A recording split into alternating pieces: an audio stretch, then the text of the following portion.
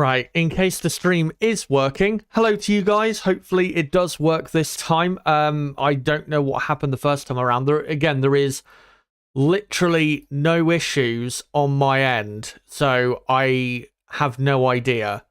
Benjamino saying yes, it's working. Aline saying no.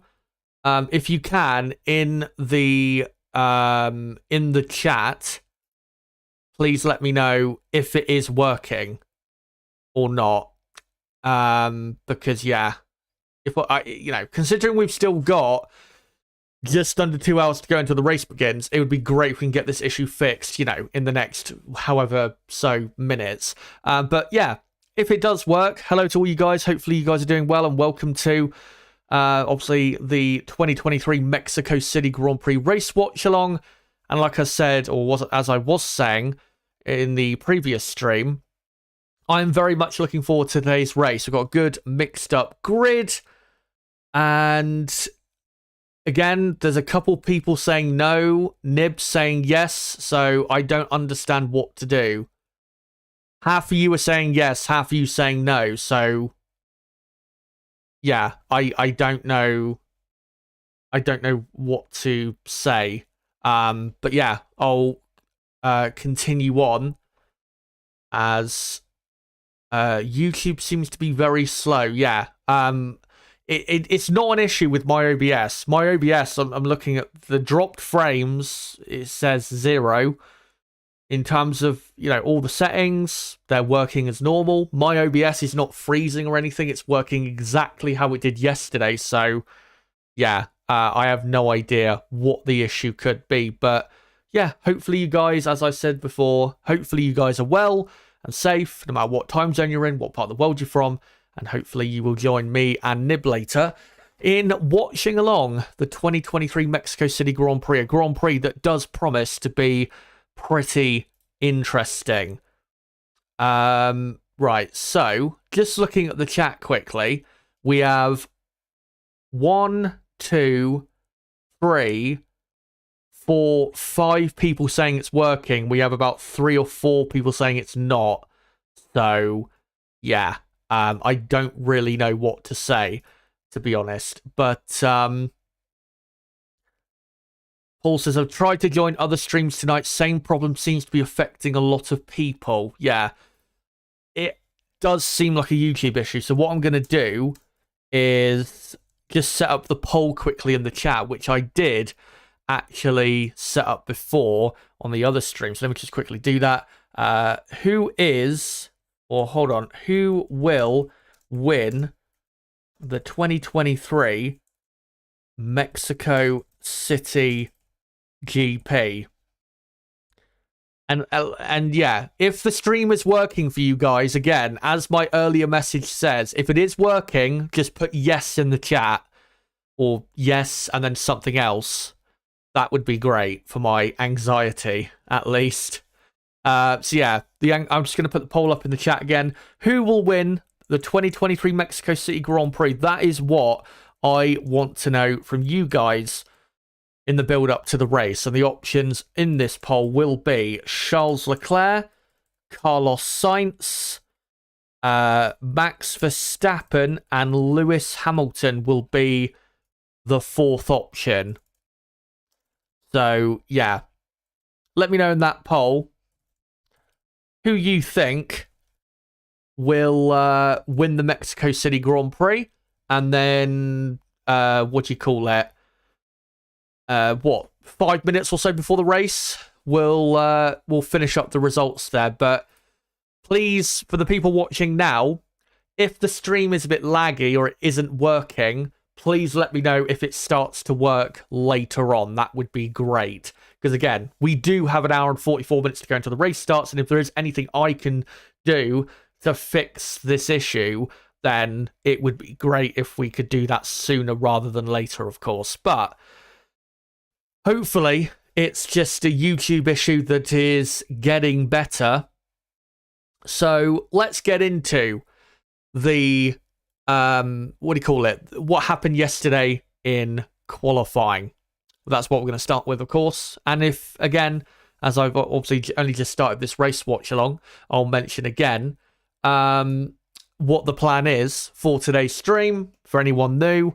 We're going to start with the preview, looking at the data from qualifying, obviously the results, the lap times, the sector time data we'll look at, the speed trap data just to see whose top speed is very good and whose is weaker. We'll look at the long run pace from practice 2 to see whose long run pace is looking encouraging going into the race. I'll obviously get into my final predictions for the race, and we'll get into the strategy today in terms of pit stops, what strategy that Pirelli think is going to be the best strategy for today. We'll get through all of that. Jamie Todd saying, if you get a lot of buffering / lagging comments during the stream, do know it's not your end, it's YouTube not working in the UK. It's been doing it all day for everyone. Yeah, it seems to me like a YouTube issue, so hopefully it will eventually just go away. But we will see. But let me just quickly hide this countdown and get into the results from qualifying yesterday. So we have a very exciting top 10 for today's race. The Ferrari team somehow, some way, when nobody, literally nobody, was expecting it, have locked out the front row here in Mexico. The first time they've locked out the front row here in Mexico since 2019, when you had Leclerc and Vettel on the front row in that Grand Prix. And the first time they've been on the front row with both cars, I think, it's got to be since the mid part of 2022 or something like that. I don't think they've done it this season. They definitely didn't do it in Singapore because they were first and third on the grid. So yeah, it is quite a change up from what we've had this season. Of course, we have had Ferrari take pole in 4 other races, I think it was, this season. So, we have seen Ferrari be very quick on a qualifying day, but a front row lockout is certainly a surprise. So yeah, Leclerc on pole, Sainz second, Max Verstappen third. The top 3 within a tenth of a second of each other. That is exactly what you want to see in qualifying. Daniel Ricciardo starts 4th for AlphaTauri. Only 0.2 of a second away he was from pole position, showing, 1, how great Ricciardo's been this weekend and how well he is performing, but also showing how much AlphaTauri have improved, because a few months ago this would not have been possible. They've done a lot of hard work, AlphaTauri, and they brought a lot of upgrades to the floor, the rear end of the car, and it really is starting to work. And if they get a big result today, they will climb at least 1 place in the championship, which will really help their season. So yeah, great result for Ricciardo. Let's see what he can do with it in today's race. Sergio Perez, 5th.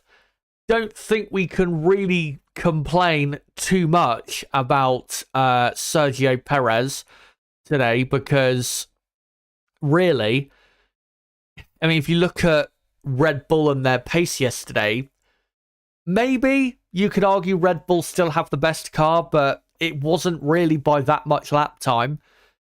But I think ultimately Ferrari were quicker, because Max, he did improve with his final lap in qualifying, but it still was not enough to get pole position. But with Perez, you can see there, he's only 0.1 slower than Verstappen. Can you really ask any more of Sergio Perez? I know Ricciardo's ahead of him, so maybe you could say, well, he should be ahead of Ricciardo, but I think we just have to sit here and admit that Ricciardo put in a stonking lap in qualifying. Don't think Perez really did anything wrong in qualifying. So, yeah, can't really go too hard on Sergio Perez. I think I may have done right after the qualifying session yesterday had finished, but I would definitely revise my view on that. Lewis Hamilton in 6th. He did not get a penalty for overtaking under yellow flags, because once they reviewed the incident, they found out that it wasn't really deserving of a penalty, what actually happened in that incident, once they properly went through it. Mercedes, though, very disappointing in qualifying. There were big hopes for them coming into this weekend, and yeah, they've not delivered on them whatsoever. I mean, just under 0.3 of a second away from pole, not necessarily that bad, but to be out-qualified by Ferrari and AlphaTauri is not what they expected coming here to Mexico. Oscar Piastri in 7th, doing maybe the best you could probably argue he should be doing in that car, given that he's never raced here before. So I can't really complain about Piastri's performance. George Russell, qualifying 8th. A bit too slow in the end. I think Russell really should have been at least ahead of Piastri. And then the 2 Alfa Romeos round out the top 10. Very good performance for them yesterday. And then, for the rest of the order, we've got Pierre Gasly 11th, Hülkenberg 12th, Alonso 13th. Albon did get into Q3 initially, but then had his lap time deleted. That's why he's 14th. And he will make progress today, because that Williams car is a bit quicker than 14th on the grid. Tsunoda, of course, was always going to start the race today from almost at the back of the grid. So yeah, because of engine penalties, that's why. So yeah, that's why he didn't do a lap time in Q2. So Esteban Ocon will start in 15th. Magnussen will start in 16th. Lance Stroll will now be starting from the pit lane because Aston Martin have decided to change a few things on the car, which of course breaks parc fermé. So it will then be Norris in 17th place. 18th, I think, will be Yuki Tsunoda. 19th will be Logan Sargent. And 20th from the pit lane, I believe, will be Lance Stroll. So I think that is the exact grid for the 2023 Mexico City Grand Prix.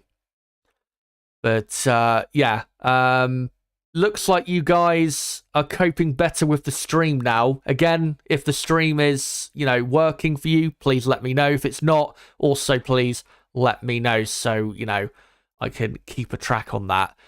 But yeah, that is your starting grid for the Grand Prix today. But let's get into the data of qualifying, just to understand why it ended up the way it did.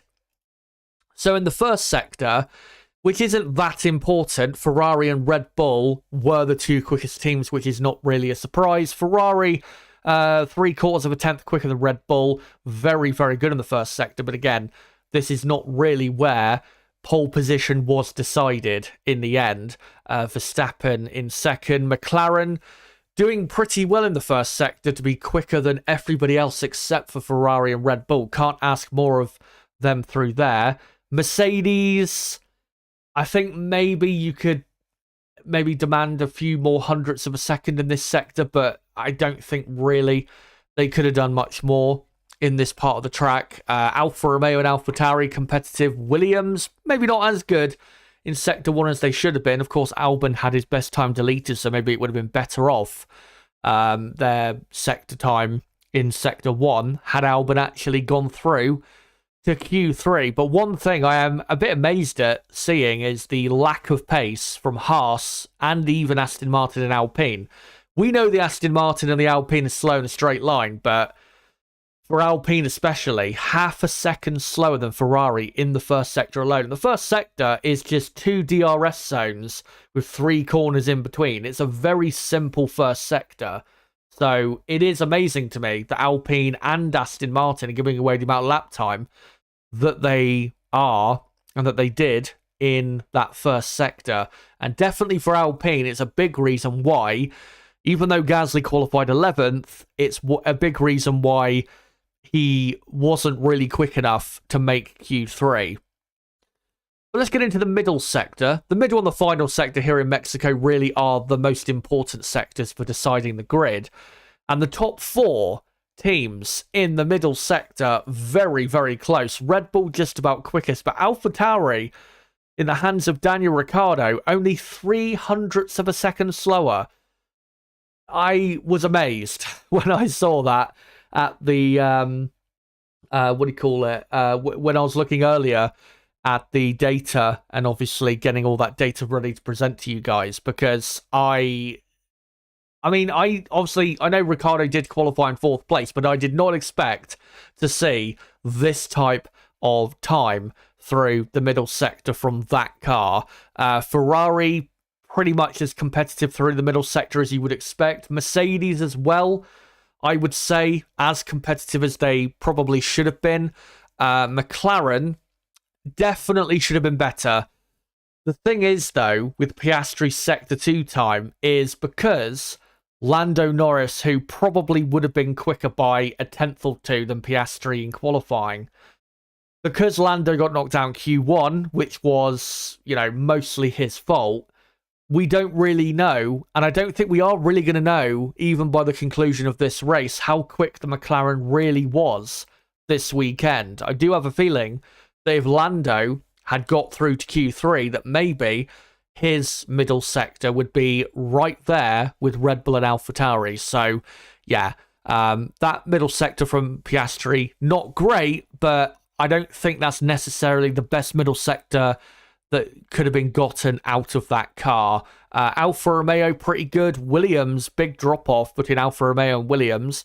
And then Alpine, I've got to say, very surprised. They are 0.3 of a second slower than Alfa Romeo in Sector 2, and over half a second slower than AlphaTauri. That does not make any sense. They should be 3-4 of a second quicker compared to those teams in this middle sector. No doubt about that. As well with Aston Martin, I don't get why they're so slow. Haas kind of makes sense why they're a bit slow, but yeah, Alpine and Aston Martin, their lack of pace this weekend has been quite baffling. And then the final sector, look at that. Daniel Ricciardo with the best final sector time in qualifying by 0.03 of a second, half a tenth quicker he was than the Ferrari of Sainz. And this sector is what lost Max Verstappen pole position yesterday, because in the first two sectors, his pace was not amazing, but it was good enough. But this final sector, he just did not quite get right. You would have expected him to be a few hundredths of a second better in this final sector, maybe even quickest in the final sector. If he was quickest in the final sector, then he would have took pole by a very, very, very small margin. But this is where pole position was lost in this final sector. We have seen with the Red Bull, even though it is a strong car in all types of corners, it is not as strong in the slow corners as it is in the fast corners. We saw that in Singapore. At other street circuits, it's kind of hurt them more so than it has at other tracks. The best tracks for them this season, let's be honest, have been tracks like Suzuka, Silverstone, Barcelona. Those types of tracks where they're high speed and they've got a very good flow to them. Those are the tracks that Red Bull are at their absolute best at. These types of circuits where you've got, quite a few slow corners, I mean, Red Bull have still got a very, very good car, if not the best car. It's just not as big of a gap between them and the rest. And that's what, in Singapore, gave the other teams, a great opportunity to get their first win of the season. And Ferrari, of course, got it. McLaren, not as good in the final sector, even with Piastri, as I would have expected. McLaren, though, again, because Norris didn't do Q3, we're not going to know ultimately how quick they really were. Alfa Romeo's pace pretty good. Haas's pace a lot better. Aston Martin's, again, baffling as to why they're so slow. And the same with Alpine. Aston Martin and Alpine have been definitely the two most disappointing teams of the season. There is absolute... not the season... well, have they been the two most disappointing teams of the season? Yeah, I think you would say so, to be honest. But what I meant to say was it's been or those two teams have been the most disappointing this weekend. I actually didn't mean to say this season, but I guess you could say this season as well. But those are the sector time data for the teams, and ultimately in qualifying, if we go back to the results, Ferrari were the quicker team in qualifying. The Red Bull and Max Verstappen in the final sector, maybe in hindsight, maybe Max could have done a better final sector, but I think it is more so down to the Red Bull just not liking the slow corners as much as it likes the high-speed corners, to be honest. And that's why Ferrari just about ended up not only on pole, but on the front row. So I think Ferrari were just ahead of Red Bull in terms of the pecking order. AlphaTauri, even though Daniel Ricciardo, was up in 4th place, I don't think in qualifying AlphaTauri legitimately had a quicker car than Mercedes. I think Ricciardo being 4th is down to him, really. The AlphaTauri definitely is top 10 material this weekend. There's no doubt about that. But I think Ricciardo being that high on the grid definitely has to be, quite a bit more there about driver performance. So, yeah. Big well done to Ricciardo getting that high on the grid. Mercedes, ultimately, I'd say this weekend, probably, or at least in qualifying trim, 3rd best car. Then AlphaTauri probably 4th. McLaren 5th. Alfa Romeo 6th. And then after that, you've got what? Probably, I'd say Williams probably 7th. I do think they are quicker this weekend than Alpine, Aston Martin, and Haas, and then probably I'd then go Alpine 8th, probably Aston Martin 9th, and Haas in 10th. That's how I would have, or that's how I do judge the pecking order from qualifying. But also in qualifying, let's go through the speed trap data, because there are some interesting bits here that I want to go through. One, Daniel Ricciardo having the highest top speed in the AlphaTauri. AlphaTauri, I can't remember any time this season have they had the best top speed. We've sent so many times this season about how AlphaTauri have got a very draggy car, lack of straight line speed.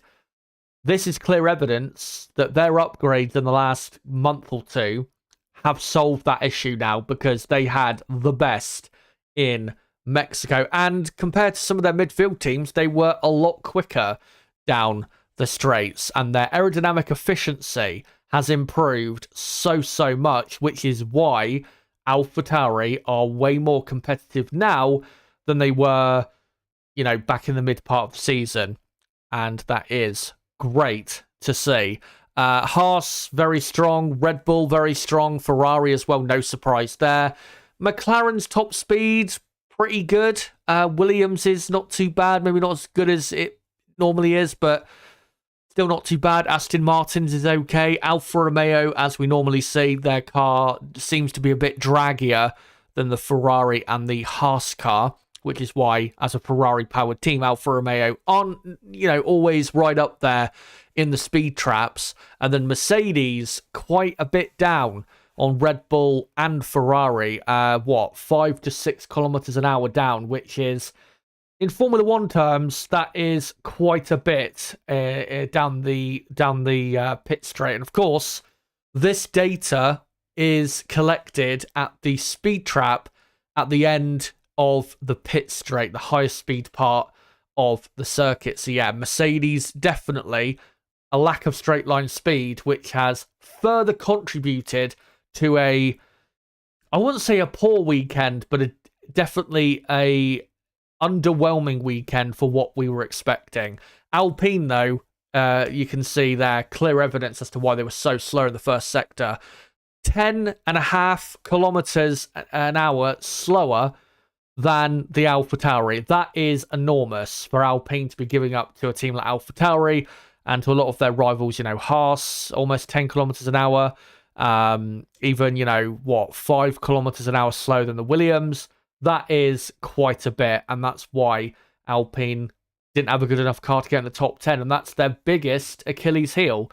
If they had the amount of power Renault with their power unit that, say, Ferrari did, Alpine would be regularly a lot more competitive, but they are lacking just a bit of horsepower, which they can't do anything about until 2026, unfortunately, when we have a complete reset, basically, of the regulations.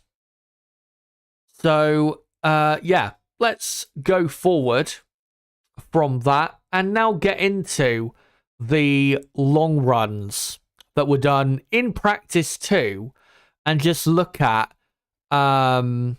what do you call it? And look at the, who was, doing a good pace in practice too, and who was struggling, and definitely struggling with consistency over quite a lot of laps. I will also, as I go through these lap times, I will let you know who did their run on what tyre. Can't let you know that for every single team, because there are a couple teams that I am unsure as to what tyre they actually used, but for all the other teams, I should be able to let you know. So here is the average pace in FP2 with the long runs. McLaren actually had the best pace, and they did a 1:23.1 on average out of their, I think, 10 laps they did on heavy fuel. And they did that on the medium compound tyre, which is the tyre that probably 90%, if not 95% of people are going to be starting on today. So that's why I was so disappointed yesterday with Lando Norris getting knocked out in Q1, because if he had qualified third or fourth, or even on the front row, or dare I say pole position, Lando, with this type of race pace, you might be thinking as a serious contender to win the Mexican or Mexico City Grand Prix. And that's what makes it, again, so disappointing that he didn't put the lap in at the right time in Q1 before the yellow flag came out to cost him any further chance of getting through. Red Bull's pace still looks good. Maybe not as good, compared to the other teams as it is on normal race weekends, but it's still good. And I think they will have a very strong pace today. Williams, though, also a very good pace. Now, with the Red Bull, by the way, Max Verstappen did his run on the medium. Alex Albon did his run on the hard compound tyre. And the reason I need to mention that, especially with Albon, is because the hard compound tyre around this track, because of how soft the tyres are, that really is an advantage, or was an advantage in practice too, for Albon doing his run. So I don't think the Williams is going to be as quick with their pace as they were compared to these teams, because let's say the Williams starts on the medium, and everybody else does in this race today. I don't see them quicker than Mercedes and only a tenth or so slower per lap in clean air than Red Bull. I think they're probably going to be where you can see their AlphaTauri and Alpine. I think that's going to be where they are in terms of their their pace in clean air. I don't see them as quick in clean air as McLaren, Red Bull, or Mercedes. Talking of Mercedes, they did their long run on the medium, so at least their long run pace looks decent. Not great, but decent. AlphaTauri's pace also looks good. Ricciardo did his run. Actually, I don't know what tyre he did his run on, but I'm guessing it was the medium compound, but I don't know that for sure. Esteban Ocon, he did his run on the medium, so Alpine have got a much better race pace, which is good to see. Maybe that will allow Gasly to get into the points in 11th place. And even though Ferrari are on the front row, their pace is, in terms of the the long run pace, is not good. Only 7th best they were in the long runs on Friday. Just about slower than AlphaTauri and Alpine. Ferrari did their long run on the medium. And slower than AlphaTauri and Alpine, and quite a bit slower than McLaren, Red Bull, Mercedes, and even Williams. So if they're going to win today, they have to have a 1-2 at the end of lap 1. If they don't, then I just don't see how they can win today, realistically, Ferrari, even with it being hard to overtake here.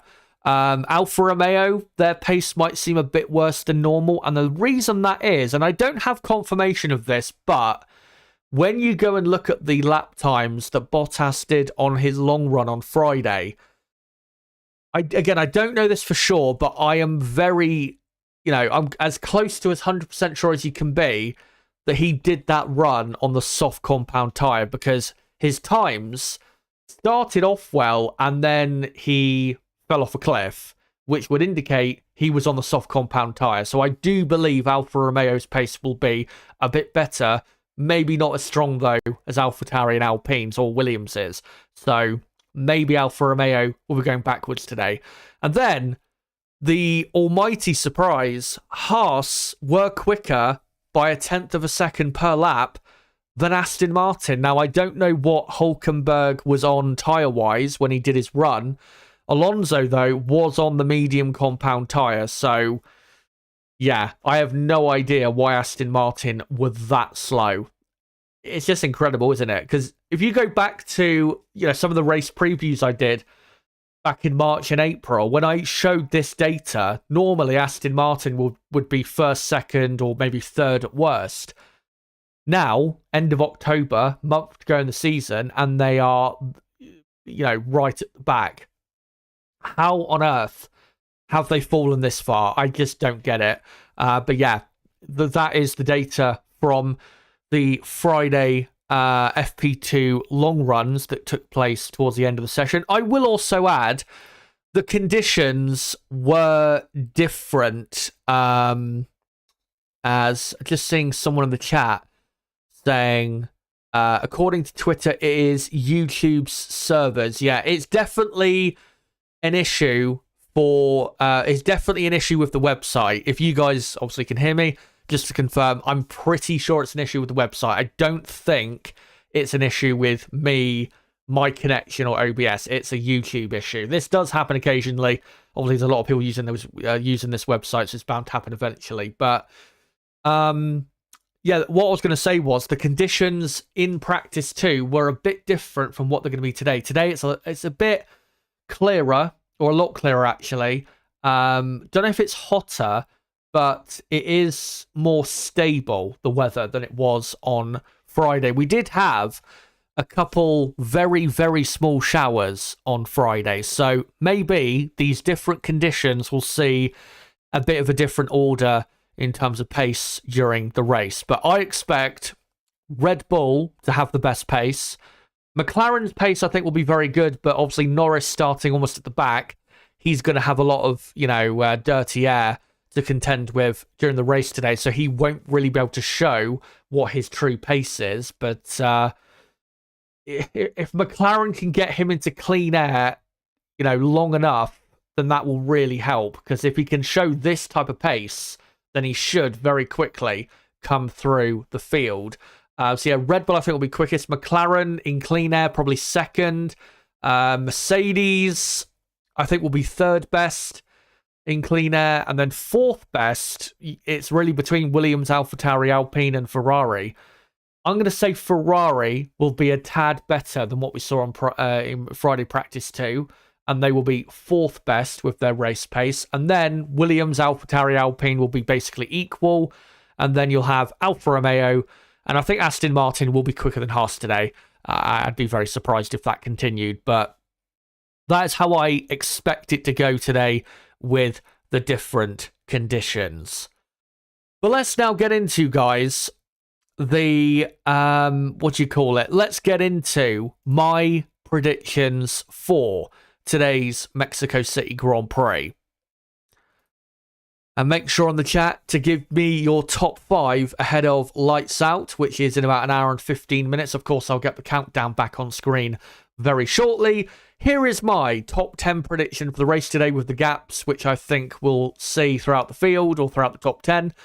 Max Verstappen, I think, will win the race today still, because the Red Bull will be too quick, even, with Verstappen having to possibly contend with having to sit behind the Ferraris for quite a long time. I still think the Red Bull during the race today is going to be too quick for the Ferrari, and Max Verstappen somehow, some way, as he usually does, like he did last week in Texas, he will win here in Mexico and if he was to win today, it would be his fourth win, I think, in Mexico, or fifth win in Mexico, which would be an outstanding number.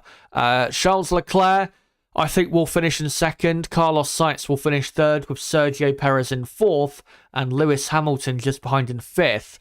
The reason I think Ferrari will finish second and third is because track position is, very crucial around here because of how hard it is to overtake. Plus, Ferrari have got a very strong straight line speed.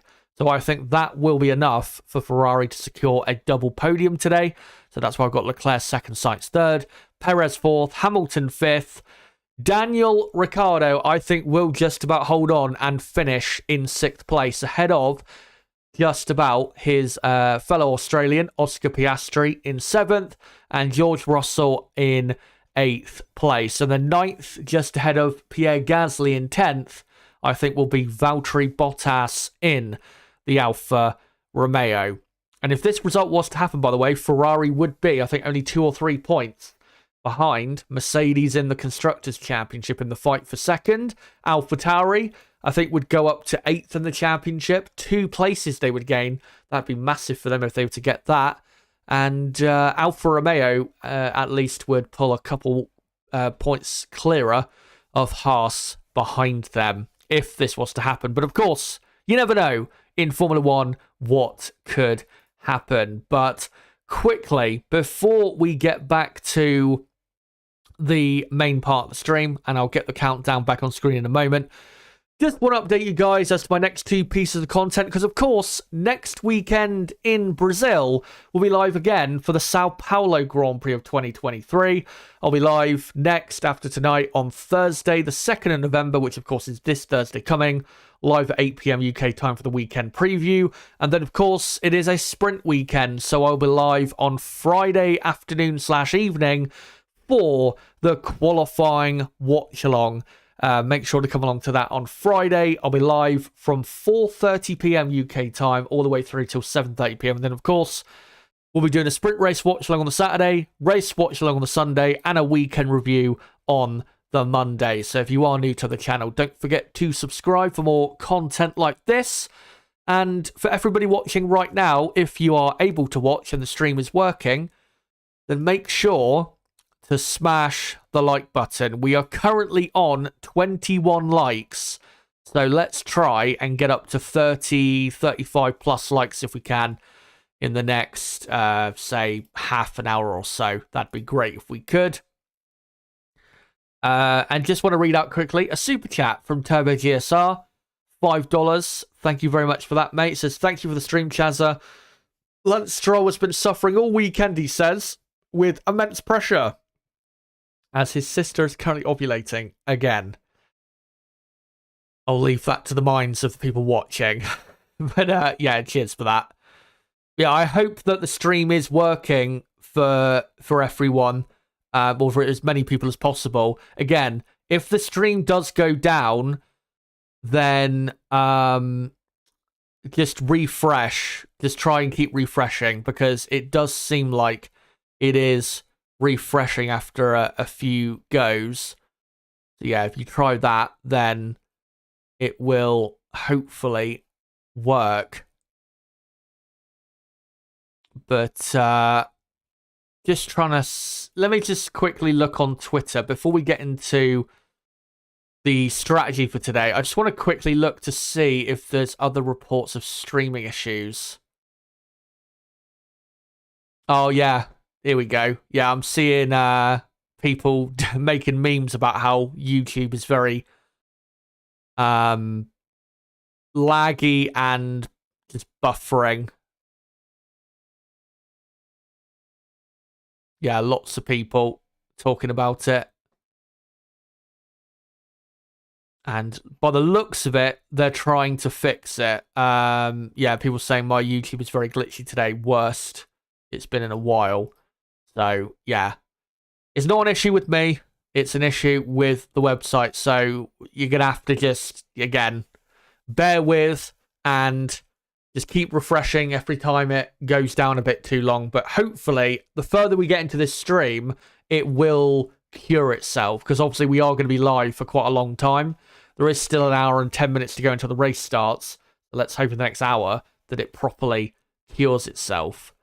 But, yeah, let's get into race strategy for today. And not going to be as interesting as it was in Texas last week, unfortunately. Because, well, because it's so hard to overtake here, there's no real point doing a 2-stop race here unless, of course, there is a safety car or virtual safety car at a very convenient time. And Pirelli have come out and they've let us know what they think the best and quickest race strategies will be today. The best one they think will be starting on the medium compound tyre, pitting between lap 27 and 34, and then finishing the race on a set of hard tyres. That's the strategy I expect most people to do, because the soft compound tyre I just think will be not a good tyre to use today, and I just don't think it will be really gaining people out there much time in this heat. And also, you have to remember, the 3 tyre compounds this weekend are the 3 softest that Pirelli have, so they are going to wear out a bit more than they would usually. The other one-stop strategy they say that is possible is to start on the hard compound tyre, pit between lap 50 and 56, and then go onto the soft tyre. And then the final one they say, or strategy they say that is viable for today, is a 2-stop strategy of starting on the medium, pitting between lap 17 and 23, going onto a set of hard tyres, and pitting again between lap 45 and 50, in between lap 45 and 51 for another set of mediums. But yeah, it's going to be a one-stop race today, and I think it'll be, again, 95% of people will be starting on the medium and then going over to the hard tyre for probably the final, I don't know, 40 to 45 laps. You'd imagine between lap 25 and 35 is when we'll start getting those pit stops.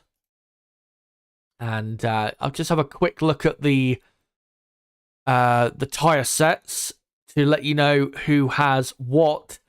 Max Verstappen has a new set of hard tyres. 2 new sets of hard tyres, sorry, and everyone else who got into the top 10 yesterday has no. Or no, they do. Let me rephrase that. I've absolutely fucked that up. Max Verstappen has 2 new sets of hard tyres. Everybody else who got into the top 10 yesterday has only 1 set of hard tyres. So that is a nice advantage for Max if he has to pit more than once. What is it? Lando Norris, of course, he's got a fresh set of all 3 tyre compounds. He's got 1 new set of hards, 1 new set of mediums, and 3 new sets of soft tyres. Aston Martin don't have any new sets of hard or medium tyres. They've only got new soft tyres.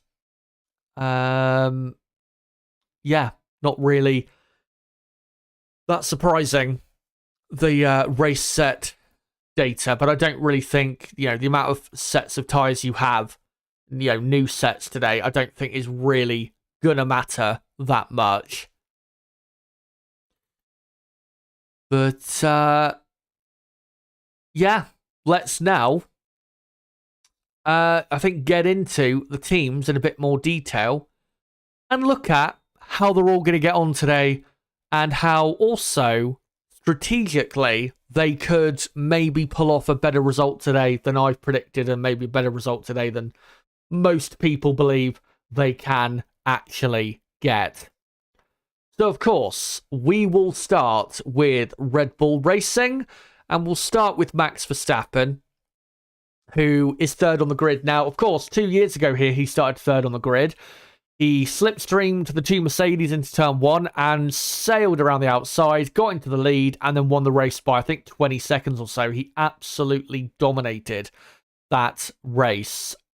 Ideally, that's what he needs to do again, but I don't think he will do that this time around. I think what will happen is he will pass one of the Ferraris into turn 1, but I don't think it'll be both. I think that would be too ambitious, and I think as well, because of how desperate Ferrari are to win, another race in 2023, I think they'll be very, very much looking to see where Max is down to the first corner and trying their absolute best to block Verstappen off. And I think because of what Verstappen did a couple years ago, they will possibly plan for, what to do if Max has the outside, the racing line going into turn 1, which of course is what Max is going to want.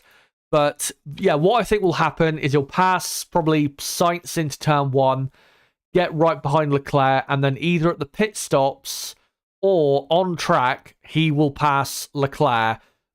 Leclerc will not stay ahead of him for the entire race. The Ferrari just isn't quick enough, and it won't manage its tyres well enough to be able to stay ahead. I would love it if Ferrari, could really have good pace today and take the fight to Red Bull, but I don't think that's going to happen. The only real hope is that it is very hard to overtake today, to the point where Max really has to work for this race win. That's what we need to hope for in terms of the battle for victory. But even if he doesn't pass him on track, if he stays close enough for long enough, then he can just do it, get the move done at the pit stops, whether it's an undercut or maybe going a lap or two longer and then doing an overcut. So, yeah.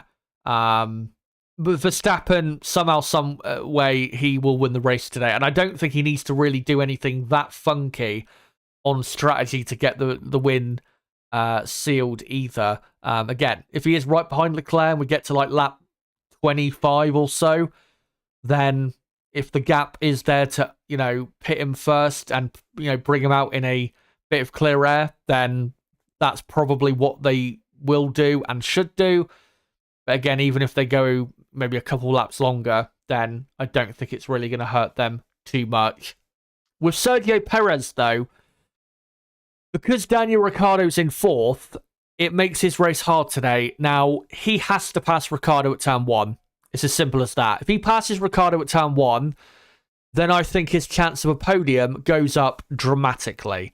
Because if he has to stay behind Ricciardo for the first 10, 15 laps, that'll allow the Ferraris and his teammate to pull away, and he will give himself probably just way too much work to do to be able to finish on the podium. So pass Ricciardo at turn 1 is the first and most crucial aim of his race if he is going to finish in at least 3rd place. Realistically, 3rd place is the best he can get today, Sergio Perez. But yeah, it all comes down to the start for him, because Ricciardo, even though Ricciardo's been great this weekend, the AlphaTauri is not quick enough to stay ahead of Perez, I don't think, for the entire race. Of course, 71-lap race here in Mexico. So, yeah, Perez, even if he doesn't get past Ricciardo, though, at the first corner, he will pass him eventually. But if he gets held up long enough, then I don't think he'll have enough pace to come back at Ferrari and take 3rd place. And I think as well, because the Ferraris are so strong down that pit straight, it's going to take something really special for Perez to actually get the move done. So yeah, that's why I've gone Sergio Perez in 4th. But ultimately, Red Bull will win because Max Verstappen always does. Let's go on to, though, Mercedes-Benz, who, of course, are 2nd in the championship. Mercedes, definitely disappointing yesterday. 6th and 8th in qualifying. They actually ended up where I predicted them to, but that's only because in Friday's practice running, they showed the signs of this, on Friday, and that's why I ended up predicting them to qualify 6th and 8th. And I was really hoping I'd be wrong, because I was hoping we'd see a big gain overnight, maybe a key setup change, which you do see at times from a Friday to a Saturday, a team fix something on the setup, and then just like that team is going, compared to their rivals, 3 or 4 tenths of a second quicker. But that just didn't happen yesterday. Maybe they were a tad quicker than what we saw on Friday, but it wasn't really enough for Mercedes to be actually competing for pole position. So yeah, disappointing qualifying. And yeah, in today's race, they're going to have to be very lucky if they're going to be on the podium, because I don't see how, especially with them having one of the weakest straight line speeds of any team, I just don't see how they can go from 6th and 8th and get up to the podium unless we get a really well-timed, say, virtual safety car for them to benefit from. So, yeah, Lewis Hamilton, I think once Perez passes Ricciardo, I think Hamilton eventually will as well. because Lewis, I think, is driving well this weekend. The car just isn't, it's just not with it as much as it was a week ago in Texas. So, yeah, Hamilton, I think, will finish in 5th. And Russell, because he's in 8th and is seemingly struggling a bit this weekend, I think he'll stay there and will be stuck basically in a bit of a train behind Daniel Ricciardo. And yeah, it'll end up being a pretty depressing Mexico City Grand Prix for Russell, who, of course, finished on the podium here, just like Lewis Hamilton did last year. But again, I don't think that is really possible today, as they just need to try and get whatever points they can, try and protect themselves from Ferrari overtaking them in the Constructors' Championship. Ferrari, though, I have to say again, brilliant what they did in qualifying. I did say after Friday practice, when we were building up to qualifying yesterday, that I thought they were a tad better than I expected, but I did not expect them to be that good in qualifying. I thought they may be, 3rd, 4th on the grid, but I never thought a front row or a pole position was really possible for them, because I just didn't think overall they had enough of a car to do that. But credit to them, the 2 drivers delivered right when they needed to, and the car was absolutely on point at the in that final few minutes of qualifying as well. So yeah, great performances by the drivers. I've got to say, the 2 drivers have really stepped up, Leclerc and Sainz, in the second half of this season. And then the car, as we've seen in the last few months, is better than it was in the first, say, 3 months of the season, which is encouraging, at least for next season, where we'll see a complete redesign of the car. But yeah, locking out the front row today is great, but of course, it is a long run down to turn 1, and you'll have, Verstappen, Ricciardo, Hamilton, possibly more, getting in that slipstream and looking to gain position. So they are, of course, the biggest target of all heading into turn 1.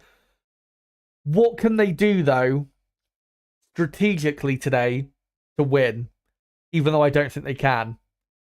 Obviously, being 1st and 2nd by the end of lap 1, that's the first key thing they need to try and do. It's going to be difficult to do that because Max is going to be very aggressive at the start, and Max knows he has to be very aggressive at the start, or else he will have a much more difficult day than he hopes. So having to contend with that will be hard, but if they can hold on with 1st and 2nd, then it's a lot more game on for them than it would be if Max got past one of the Ferrari cars.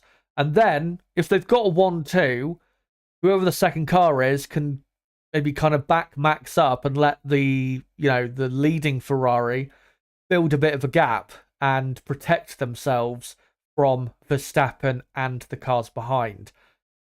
If that can be done, then great. And that gives them then very good opportunities when it comes to the only pit stop phase that we should see in the race today, for Ferrari to not be having to get the strategy absolutely bang on to keep the lead. So, yeah, if they can, if they can keep the 1-2 for the first, lap, and even longer than that, the first 15-20 laps, that really would massively help their Grand Prix today and give them probably a 50-50 chance of winning if they were 1st and 2nd at the end of lap 1. But if they're not, and let's say the scenario does happen, which I said I think will happen, where Max will get up to 2nd and be right behind Leclerc, how can they win from there? It's going to be very hard to, if that is the situation by the end of lap 1, where Max is in 2nd behind, say, Leclerc, and he's only a few tenths of a second behind, and he's really pressurizing the Ferrari. It will be very difficult, but in terms of when they pit, the only thing they can do is pit sooner rather than later. Try and find a gap as soon as possible and pit to get that undercut. And then, even if Max goes a lot longer, if then Max pits and comes out a few seconds behind, say, Leclerc, at least then, for the rest of the race, Leclerc will have track position. That is the most important thing for Ferrari today, is track position, because of their straight line speed. So, again, pitting earlier rather than later is what they need to do, if possible, if there is a gap to drop into, where they can, set some good times in clear air and not lose too much pitting sooner. So we'll see if that's possible for them. But again, it's going to be difficult for them to win today, because their race pace is always an issue, and it is especially an issue this weekend. But credit to the drivers. They're doing their best. The team did their best in qualifying, but still, that old issue coming back to hamper them, just like it did a week ago in Texas. I think they will finish in second and third, because I just don't think their pace will be strong enough to hold Verstappen and Red Bull back. But second and third would be a good result, considering where they've been this season and where we expected them to be at for this weekend. I don't think really that many people predicted them to be on the podium here. So that would be definitely a positive for the team. And if they were to finish second and third, and Mercedes ended up finishing where I predicted them to finish, which is 5th and 8th, then that would be a gain of 19 points on Mercedes, and they're only 22 points behind them. So that would be absolutely crucial if they were to gain that amount of points on the team.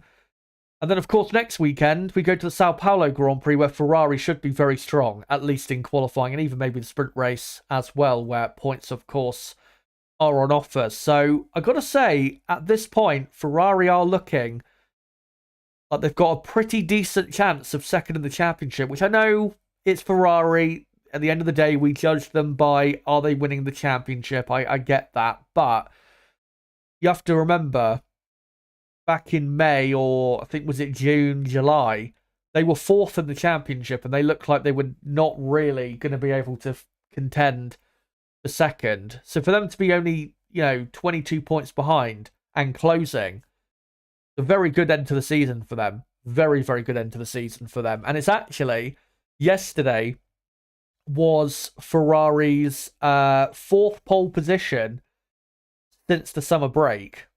Clearly showing the progression that they have made with, upgrades and further understanding of the issues that plagued them last year, but also the first half of this year.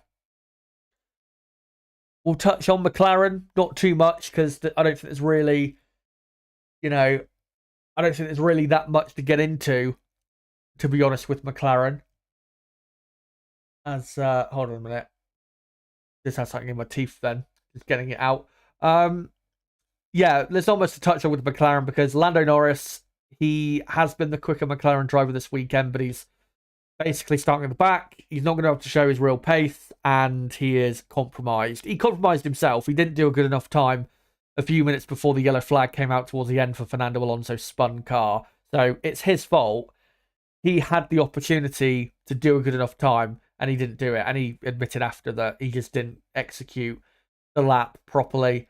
In the final few minutes of Q1, Oscar Piastri, I think, did a decent job. Nothing amazing, but yeah, 7th it's not terrible. He might be able to gain a position or two today, especially if he does have a great start.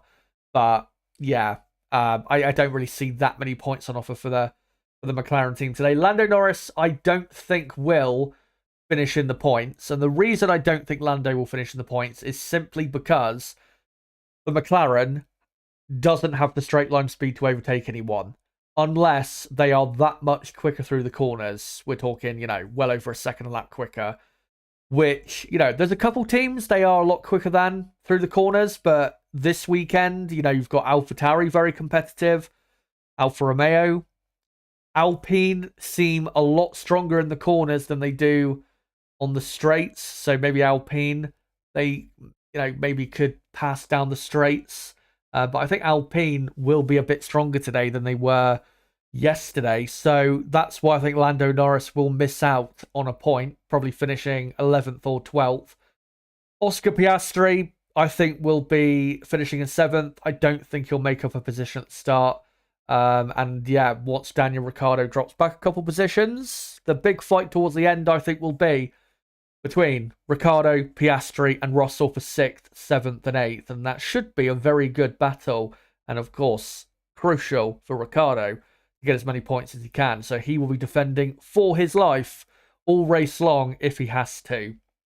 But yeah, don't expect that much from the McLaren team today. And definitely don't be expecting anything special from McLaren. They need a lot of luck if they're going to score a big amount of points today. It's going to take something very lucky for them to occur for that to happen. As just seeing right now on the Sky F1 broadcast, by the way, cars leaving the pit lane, and yeah, conditions very, very good. It's pretty much clear skies, very hot, and is, well, the typical conditions for a Mexico City Grand Prix.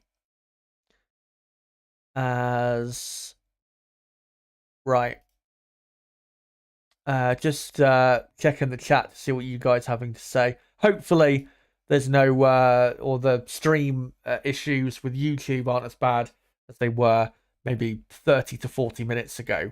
But what was I going to say? Yeah, McLaren, they'll get a few points, but nothing much. And we will quickly go through the rest of the teams now. Aston Martin, they've got a very slow car. Alonso, I think, did the best he could, 13th. I don't think you can complain really about how he drove in qualifying.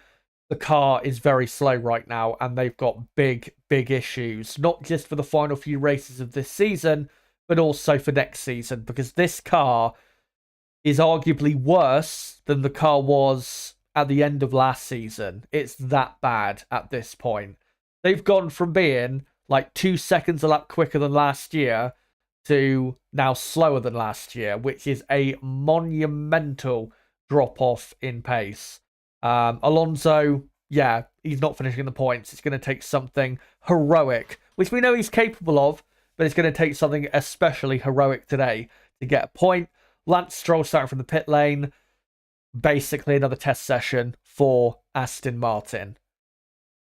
Alpine, yeah, not great. Coming into the weekend, I thought they would be the dark horse team and be maybe the surprise team of the weekend, but they were not. Gasly, well, if they were a surprise team, they were surprisingly shit. That's what they were in qualifying. Pierre Gasly, I thought, did really about the best he could. Maybe you could argue he should have got into Q3. Even if he did, though, he wasn't qualifying any higher than 10th, so I don't think it really would have mattered. Good, though, from Gasly to once again out-qualify Esteban Ocon, which he's done a lot in the last few races, and he's been really on top of Ocon since the mid-part of this season, and still isn't getting the praise I think he deserves for being maybe better than Ocon in 2023. But yeah, Gasly 11th. I think he will get into the points because I think he will be better and quicker than Zhou Guanyu today, which will get him up to 10th place. And he won't be too far away from Bottas and the Alfa Romeo, but I just don't think that Alpine, with its very slow straight line speed, can overtake anyone.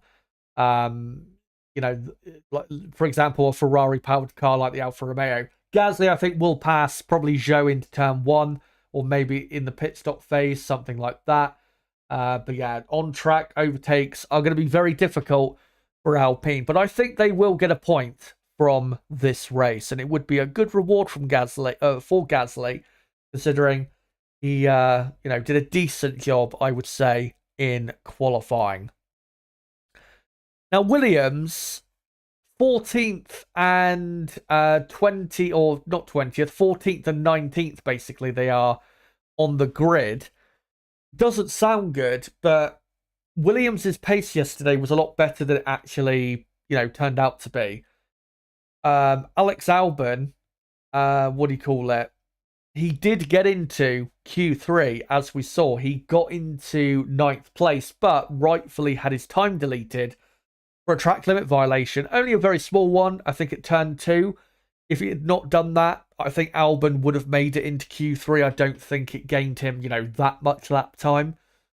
So Williams are a lot quicker than their grid position does suggest, which does fill me with excitement because I do have a feeling that Alexander Albon, if we go back to him, I do have a feeling that Alexander Albon is going to overtake at least a couple people today and might not be that far away in the end from finishing in the top 10. And maybe finishing in the top 10 is what he deserves this weekend, because he was great in a couple of the practice sessions and I think did mostly well in qualifying, except for really the, getting his time deleted for just a slight violation of the track limits at turn 2. So yeah, watch out for Alexander Albon today. He will be making progress. Logan Sargent starting in 19th. We'll see what he can do. But yeah, he had a pretty poor session yesterday. Alfa Romeo, 9th and 10th, of course, in qualifying. Both cars starting inside of the top 10 for the first time since Hungary. We saw how it went that occasion. They both had an awful start in Hungary, and then they started taking people out, of course, unintentionally, but still, it was a proper disaster class of a start from Alfa Romeo. So fingers crossed that doesn't happen again. And the reason I really hope it doesn't happen again is because they've been genuinely good this weekend. They've not, been benefiting necessarily from, certain teams maybe being a bit unreliable or just off it than normal. They've been genuinely competitive this weekend all the way through the weekend. Bottas, of course, was in I think even the top 5 in practice 2 and practice 3. So they've been, on it all weekend, and I hope they can get at least a point. Sorry, let me do that again. At least a point for their efforts this weekend, because they have been definitely a surprise here in Mexico. I didn't come here thinking they would really do much of anything. Definitely not get anywhere near the top 10, but credit to him, and as well, credit to Zhou Guan Yu being, in the end, so close to his teammate Bottas on lap time and getting into the top 10. Let's hope he can have a better start than what he had not last year, but, the last time he started in the top 10, which I believe, again, was in Hungary. But I think, Bottas will just about hold on for 9th and take home 2 crucial points for the Alfa Romeo team. And hopefully for them, Ricciardo in the AlphaTauri does not score that many points, and they can at least hold on to 8th and push themselves a couple points closer to Williams in 7th, who, at the minute, Alfa Romeo 10 points behind, I think, Williams. So every point is needed if they're going to get that extra position, which in terms of money, it's a few million, dollars. That is a lot more important to a team like Alfa Romeo than it is probably to AlphaTauri, who of course, are owned by Red Bull. Haas F1, not really much to say about them. Nico Hülkenberg, I will say, great job in qualifying up in 12th place. I think he did get the absolute most out of the car yesterday, so I can't complain about Hülkenberg's effort. Kevin Magnussen, another poor session, another elimination in Q1. But yeah, Haas are definitely not going to finish in the points. And then we have AlphaTauri. What an effort in qualifying by Daniel Ricciardo. 4th on the grid. Can he keep a top 5 position for today and take home a gigantic amount of points for the team? They really need it, because they're 2 points behind Haas, 6 points behind Alfa Romeo, and 16 points behind Williams. So if they were to finish where I've predicted them to finish, which is 6th with Ricciardo, that would put them up to 8th in the championship, as long as Alfa Romeo don't finish any higher than 9th. So that would be crucial for AlphaTauri's season if they were to get that result. And I think if Ricciardo was able to deliver a strong result today, which I think is actually possible, I think AlphaTauri do have the pace to be able to do that, then surely we need to give Ricciardo, obviously, his praise, but also we need to start talking about Daniel Ricciardo more so about the old Daniel Ricciardo, because the Ricciardo we've seen this weekend is not the one we saw at McLaren. The one we saw at McLaren was a shell of this person. And this Ricciardo we're seeing is what we saw in 2020 with Renault, or even, back in his Red Bull days. This is peak Daniel Ricciardo. And even he's come out and said, I think, a few races ago, and even he came out and said after qualifying, he feels like himself again, especially in a racing car. How good is that to hear? That's the Daniel Ricciardo we've been missing. There's a reason why he's so popular. It's not just because he smiles a lot and he laughs and he, is funny. It's not just because of that, because he's a bloody good racing driver. And let's hope that this is the Ricciardo we're going to be seeing from now on. And, it does happen in Formula One. Certain drivers will go to a team and they just won't do well for whatever reason. And it will baffle you. But, it does happen. I mean, look at Carlos Sainz, for example, at Renault. We still don't really know why he failed at Renault, why he was, slower and worse in the end than Hülkenberg. We just don't know. But then obviously went to McLaren, different environment, and he excelled and was one of the best, or maybe not one of the best, but one of the top, 5-6 drivers on the grid when he was at McLaren. It does happen. Some drivers, they'll go to a team and it just doesn't work for whatever reason. And maybe that's what it was with Ricciardo. Maybe just with McLaren, the atmosphere of the team, or just the way the cars were built and just the way things were going on in his life at the time. Maybe it was just not destined to work. Again, it does happen. But great to see him so competitive here, and let's hope he brings home some points for AlphaTauri. Yuki Tsunoda, do keep an eye out for him starting 18th. Obviously, he's taken on a fresh power unit, but also with how quick AlphaTauri have been this weekend, and we've seen Tsunoda, he's been very good this season. I do have a feeling that he could gain quite a few positions from 18th on the grid, so do keep an eye out for Tsunoda outside of the top 10. He might be, maybe a late contender for a point if the AlphaTauri pace is really strong. And let's hope Tsunoda can benefit from that. But guys, those are all of the teams. And we have got just 36.5 minutes to go until lights out in Mexico. And in a few minutes' time, I'm going to be bringing Nib on. So we'll do that in a moment. But quickly wanted to say as well, in case I haven't said it yet, there is a poll running in the live chat. If you don't know, make sure to vote on it. We have, just over 200 votes already. And this poll will keep running for another half an hour at least. And what I've asked you guys is, who will win the 2023 Mexico City Grand Prix? Your options are Charles Leclerc, Carlos Sainz, Max Verstappen, or Lewis Hamilton. Out of those 4 drivers, who do you think will win the Mexico City Grand Prix? Let me know. My view is Max Verstappen. I expect most of you to say Max Verstappen, but if you want to go with someone else, feel free to go for that. But yeah, I think what I am going to do now is post the link of the stream out in a couple more places, and then we will start to bring Nib on. So let me just quickly do that. And I'll just post first link in the community tab. Come join us here to watch along the Mexico City. Actually, let me rephrase that. Come along to watch the race in Mexico.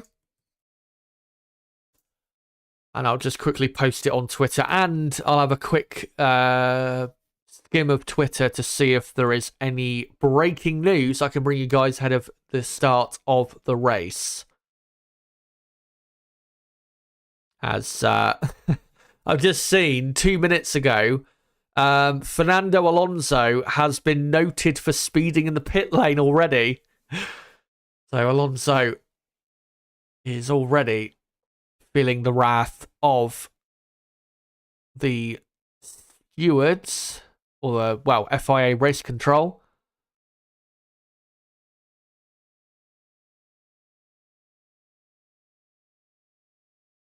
And yeah, Nibs just said a couple minutes ago that he'll be here shortly. Yeah, let me just quickly post this out on Twitter. So come join us here to watch along the Mexico GP. Do a couple hashtags quickly as well.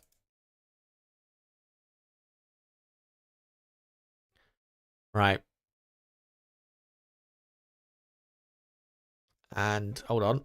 Let me do another hashtag. There you go. Right. So, I will come on to some of your comments, by the way,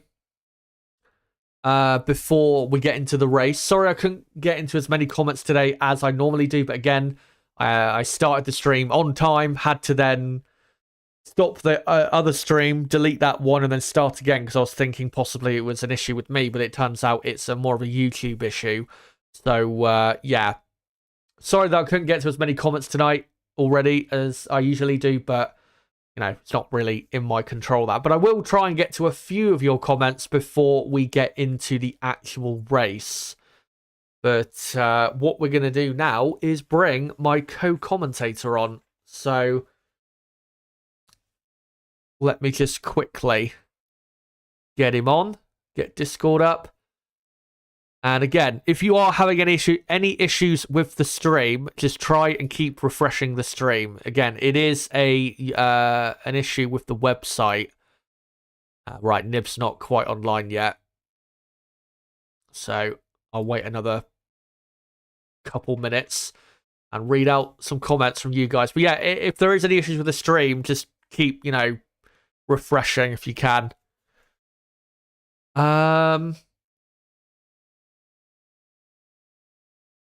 Willifon Gaming says we need to see how Ricciardo does for the rest of the season to see if he's probably back or not. I think I think him doing well here though, I don't think is I don't think it'll be like a momentary blip. I think, you know,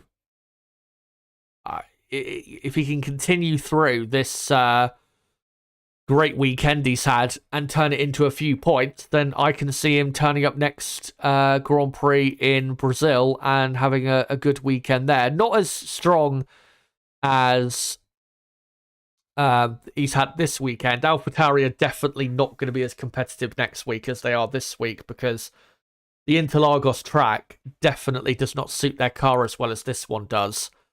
But yeah, be interesting to see if he can deliver a good race, whether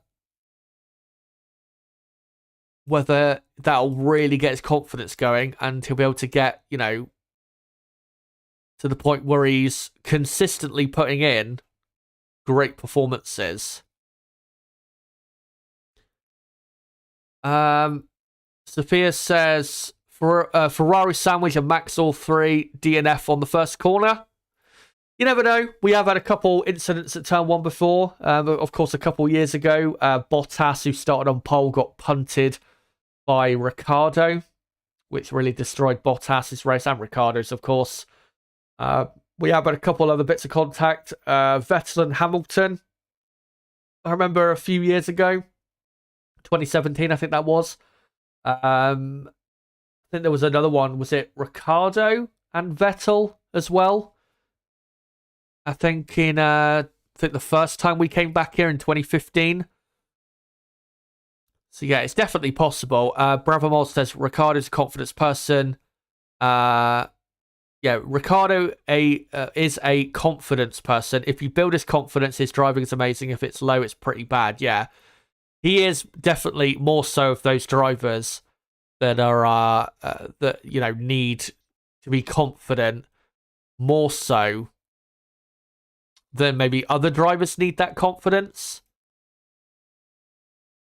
and that's why ultimately at McLaren he just didn't quite succeed because he couldn't get a run of results going to give him that proper belief when he was at McLaren. I know, of course, he won a race, but other than that, he didn't really do much else at McLaren, given the cars he had. But let me have a check now, see if Nib is... Yeah, there he is. Right, are you there? Hello. Yeah, there you are. How are you? Doing all right. Had a little bit of a nap just before, so doing all right. How are you? Yeah, I can tell you've had a nap. You sound like you've just woken up. Hmm. Yeah, I'm doing fine. Looking forward to the race. It's annoying, obviously, that well, not the stream's having issues, but YouTube's being a bit of a bitch, which is annoying. But yeah, I'm looking forward to the race. Thankfully, Max is not on pole and not even on the front row. It makes for somewhat of an interesting race today, even if he does what he did a couple years ago, where he just overtakes both cars into turn one, which maybe that's what he'll do anyway, but we will see. Talking of the start of this race today, do you think Verstappen will do that, or do you think it won't be quite as simple as it was a couple years ago when he passed those two Mercedes? Um, Probably not as simple. I think he'll pass both of them within the first stint. Um, I mean, just because of the tire wear. I mean, obviously, tire wear isn't the highest around here, Hmm. but I just think that Ferrari will not be great on their tires like they have been all of the season. So yeah, I think that's what will probably happen is that halfway through the first stint, Max will then go into the lead. Yeah, I think maybe not. I mean, it definitely could happen in the first stint, but I think probably between or maybe just after the first pit stop it'll happen. I think it might take place, that move for the lead, a bit later, but I would be very surprised if by lap say 30-35, if he still isn't in the lead. I'd be very surprised by that. Most likely, if he can get past one of the Ferrari cars into turn one, then he should get the move done between lap 20 and 30. Again, it is pretty hard to overtake here. And again, credit to Ferrari getting onto the front row because absolutely nobody expected it. But of course, alongside Verstappen, a man who started on pole here Mm. 5 years ago, Daniel Ricciardo, and that's actually his best starting position, I think, since the race he won at Monza nearly or just over 2 years ago. I think it might be. Maybe there was a race after that he started higher, but it is about 2 years since he started on the first, this high on the grid, I believe. And what a weekend he's had. He's been regularly top 10. And then in qualifying, where we expected a drop off, he was even better and only 2/10 off pole.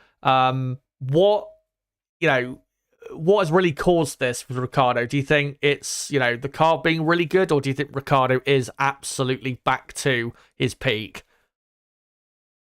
Yeah, I mean, this has sort of come out of nowhere, really, from Friday practice. I haven't been able to watch too much of the running this weekend, but I was able to I've watched back like Q3, and yeah, I mean, damn, he looked really good, and I watched his post quali interview on Sky where he said that he felt as if he was back, uh, and like holy fuck, like that made me feel some sort of way. That's for sure. To hear Ricardo just full of confidence and full of happiness and joy about his driving, and like he felt so assured of himself, which I mean couldn't be any further from what was the case at the back end of the McLaren days. Well, I say the back end, like all of the McLaren days, basically, except for one day in Monza. So it's just great to see, and yeah, hopefully he can have a good race. What do you think's possible for him today? Do you think top 6, or are you looking more at maybe 8th, 9th?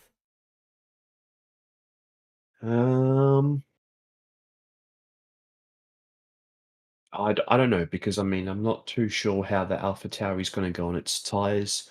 You know, it depends obviously if there's some crashes. Um, I'd I'd say maybe seventh. If there's no issues for everyone else, is probably achievable. Yeah, I think obviously I went with him just about finishing in 6th, but I think 6th, 7th, 8th is about where he'll be towards the end, and Hamilton, Piastri, and Russell I think will be the drivers that he's really racing in probably the second half of the Mexico City Grand Prix. But great to see him so high on the grid again, and back to the Daniel Ricciardo, because when he was at McLaren, it was, and obviously it's not, this situation I'm going to compare it to, it's not similar in terms of the reasons why it happened, but it was kind of like watching, and obviously completely different drivers in terms of quality, but it was like watching Michael Schumacher when he came back to F1. It just wasn't the same driver. And obviously with Ricciardo, it's more of a shock because he, obviously he didn't have a gap in between. He went from Renault to McLaren. He, also had an amazing year in 2020 and then went to the McLaren, and there just wasn't really anything there. And that's why it was such a shock to all of us, because obviously going into the McLaren, that his his debut season, I think most people thought he would be, one of the top drivers still in Formula One, and I remember quite a few people thinking he would be beating Lando Norris, but obviously it never happened. But good to see him having all of that confidence back. Looking at the rest of the grid, Mercedes disappointing, 6th and 8th. Obviously Piastri is in 7th, which is not too bad. 2 Alfa Romeos in the top 10. Aston Martin is still shit. And then you've got Lando Norris back in 17th now, I think, on the grid, because of Stroll starting from the pit lane. Outside of, say, the top 5, 6 on the grid, who else are you looking out for? Do you think Mercedes, for example, do you think they'll make a bit of progress today, possibly? Well, I mean, Hamilton wasn't too far off pole in the end, was he? He was only 2.5 tenths off pole. So, I mean, I think Hamilton obviously could perhaps do something in the race today. I mean, Mercedes obviously struggled on Friday, but seemed much better on Saturday. Correct me if I'm wrong there. That's I'm pretty sure that's sort of what happened, because I was listening to you speak briefly about it. What was it? What did you say again? That I with Mercedes? Oh, that Mercedes were like really struggling on Friday, but then seemingly sort of turned it around yesterday. turning it around. Maybe some people could say that, but I wouldn't say it was that big of a jump. There was definitely issues on Friday. Hamilton came out after and said that he doesn't understand why the car feels so different just a few days later. So there were problems, but I don't think the jump forward was that big. I mean, after Friday they were slower than Red Bull, McLaren, Ferrari, and even Alfa Romeo and AlphaTauri. But yeah, I mean, as you said, even though 6th on the grid at best is not good for them, they were only a quarter of a second away from pole position, so it's not like they were half a second or more behind. Of course, it is a small or smaller racetrack, but they just didn't have enough of what they had obviously a week ago. A week ago they had just about enough pace to properly fight with Red Bull, for pole and the win. But here, they just haven't got as much grip, it seems, as what they had a week ago. But yeah, Mercedes, we'll see how they do. As I said earlier in the stream, outside of the top 10, I think the drivers to watch out for: Norris, obviously, because the McLaren's a lot quicker than where it is. Alex Albon as well, who did get through to Q3 briefly, but then his lap time deleted. He definitely will make up 2 or 3 positions, I think. And then, I mean, maybe Alonso will, but Aston Martin seem very slow here, which is troubling. Also, yeah, we'll keep an eye out for Tsunoda in the other AlphaTauri, because he, before, he obviously didn't do Q2, his pace wasn't looking too bad either. And of course, his car through the weekend has been optimized for the race, because they knew he'd be starting from the back ever since the start of the race weekend. But yeah, for the race today, what would you go for your, say, top 3? Okay, I'll give you a top 5. I'm going to go with Verstappen to win, followed by Leclerc, or Perez, Sainz, Hamilton. Right, yeah, I think that's a fair top 5. I've got the same top 5, except Sainz and Perez are swapped, so I could absolutely see it happening.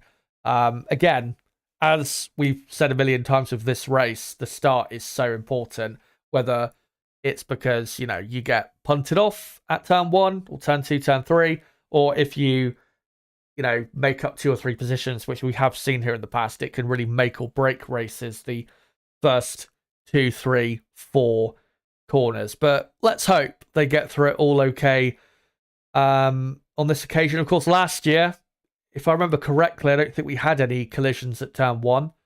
But of course, the year before we had a couple. I think Ricciardo and Bottas, and I think another collision as well. As we've got just over 15 minutes to go until the race begins in Mexico. Let me know, guys, in the chat, what is your top 3, top 5 for the race today, and I'll go through as many predictions as I can for the next few minutes. Let me just read out a few comments here before we get on to maybe some predictions. Skillany, Chazzy, do you think Lewis can win the race today? No. He'll need a lot of luck for that. He'll need probably, a virtual safety car at the absolute perfect time. And even then, it'd be a pretty low chance of him winning. Eric says, could today's race either make or break Daniel Ricciardo possibly replacing Sergio Perez at Red Bull? I don't know about that, because the thing is, Perez, he did fine in qualifying. He was only a 10.5 slower than Max. It's just, yeah, 5th in qualifying in a Red Bull. It doesn't seem great, but I don't think there was any real problem with what he did. But Nib, for Ricciardo, even though Perez's time was fine, if Ricciardo's doing that in an AlphaTauri, even with Perez maybe performing a bit better in these last couple races, surely that's got to get Red Bull thinking that Ricciardo, maybe is back to his best, therefore he should be back in the car. What do you think? Well, yeah, I mean, it could go multiple ways, really. I mean, if Perez wins the Grand Prix, yeah, well, I think Perez might be driving for Red Bull next season. But I mean, if if Ricciardo obviously gets a podium or something like that today, or maybe just has a good solid point scoring finish today, and then continues his form in these other races, perhaps then. But I mean, yeah, ultimately today could shape the future of Perez and Ricciardo for next season. Yeah, we'll see what Ricciardo could do. I really hope that he can keep up the pace to at least remain where he is. That'd be great if we could see that. But yeah, I do have a feeling that AlphaTauri will drop back, not massively, but a bit in the race, but let's find some other comments here.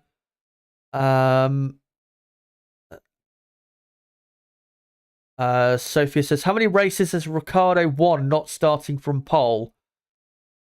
I think all of his wins were not from pole, if I remember correctly. 2014, all of them were not from pole.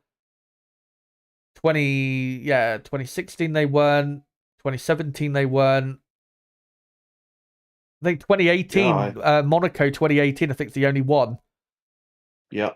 From pole. That would be the only one. So yeah.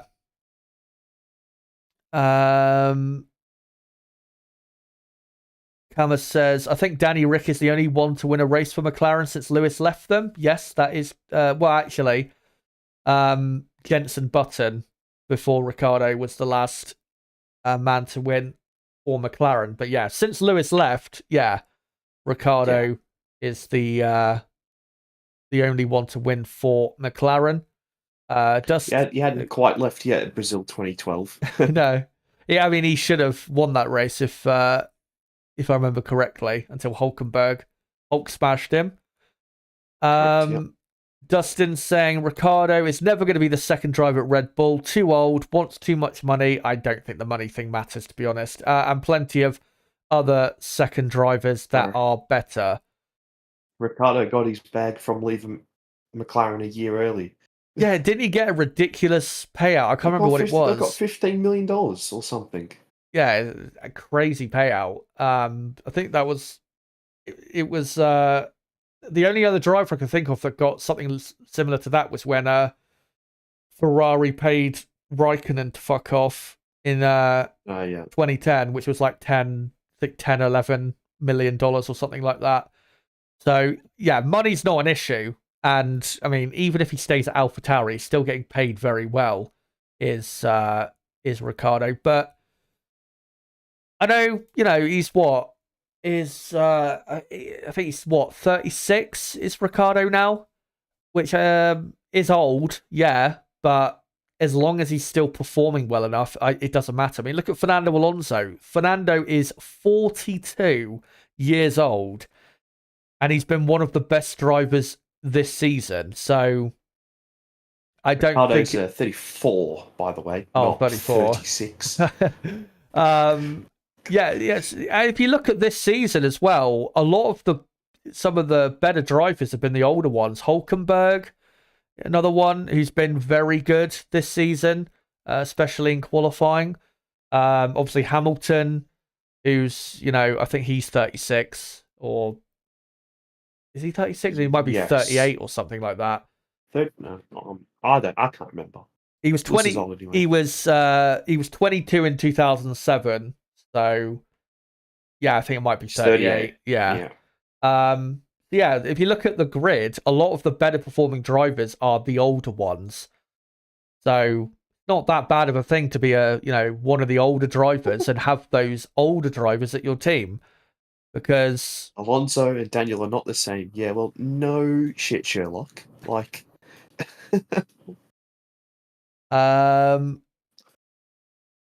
Eric says, unless the Oscar sprint race win counts. I love Oscar, but it doesn't. It's never going to count as a race win. It'll always be a sprint win. Come on. I do you know what's funny is I can see that in the future coming up as like a stat that gets pulled. Like, but this driver has 3 more sprint wins or some bullshit like that. Oh god. Or like, could you imagine if they make if they do make a sprint championship and they start adding that as accolades? No, stop letting Kareem get into your head, man. It's impossible to avoid him because he'll do one of these tweets being like, "Oh, why don't we do this mental whatever the fuck that isn't going to work?" And then when you look at the replies or the quote tweets, you have just a bunch of people like agreeing with him, and it's like, "Oh god, why has this person got influence?" I think the two main two main ideas that he pushes is one, he wants the reverse grid sprint championship, which would be absolute shit. And another one he wants is, which I agree with more, but I still wouldn't want to see this. I think the rules of pit stops and that are fine, but the other thing that Karun campaigned for is what is it? Mandatory 2-stop races, and where he thinks that all the teams should be forced to use all the, one of every tire during a race, which I can see what he's thinking, but I still don't think that'd be a good idea. If we had that, what we would get is basically what we got in Qatar, where everyone is just limited, a lot more limited to what they can do strategically. So yeah, Karun, some of his ideas are definitely out there.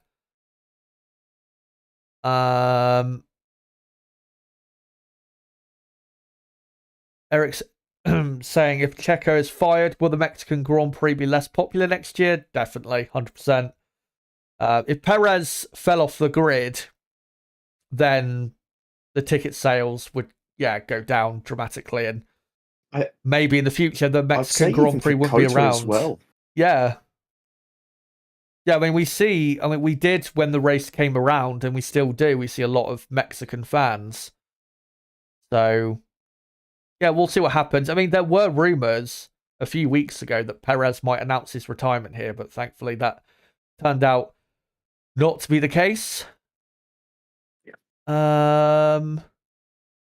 John Hawkins saying, if I was Red Bull, I'd go for Norris. I mean, from Red Bull's point of view, yeah, why not? As long as they're confident that Max will beat him. But for Lando, that just wouldn't be a good career move, because he's not going to beat Verstappen in the same team. It's just not going to happen. See, there's a couple more comments I can find before we get to the last few little bits here.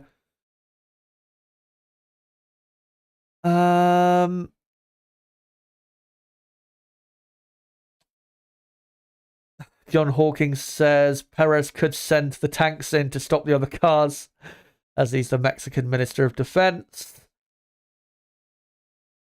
Red Bull wouldn't hire Alonso. No, definitely not. Well, Horner's had the chance about 20,000 times, and yeah, he's never done it. I don't know if it was him or Fernando said earlier this season. I think they listed all of the years where they could have signed him, and it was like 5 separate years. There was like 08, so, yeah. 09. Yeah, it was 08, 09, 2013. And then, or was it 2013, 2014 or something like that? And then there was, I think, 2015 or 2017. Yeah. There is actually a video from a few years ago on my channel where I did a what if for Fernando Alonso. What if he joined Red Bull in 2009? And well, things would have been very different. Nilsson saying, doubt he'll be dropped. Red Bull have no competition basically until 2026. No point getting a driver as fast as Verstappen that could cause conflict. Exactly. I mean, Ricciardo, if he went to Red Bull, Ricciardo, if he's performing at this level, he would be good, but he wouldn't obviously be fighting with Verstappen every race. He's not quite on that level.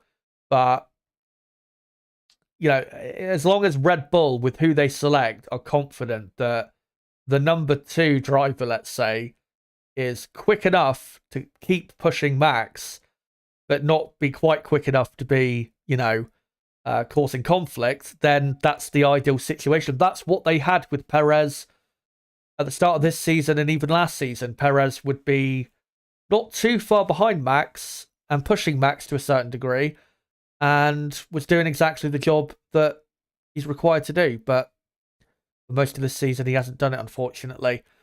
But the F1 intro, guys, is now playing. So let me just quickly finish up the poll in the chat.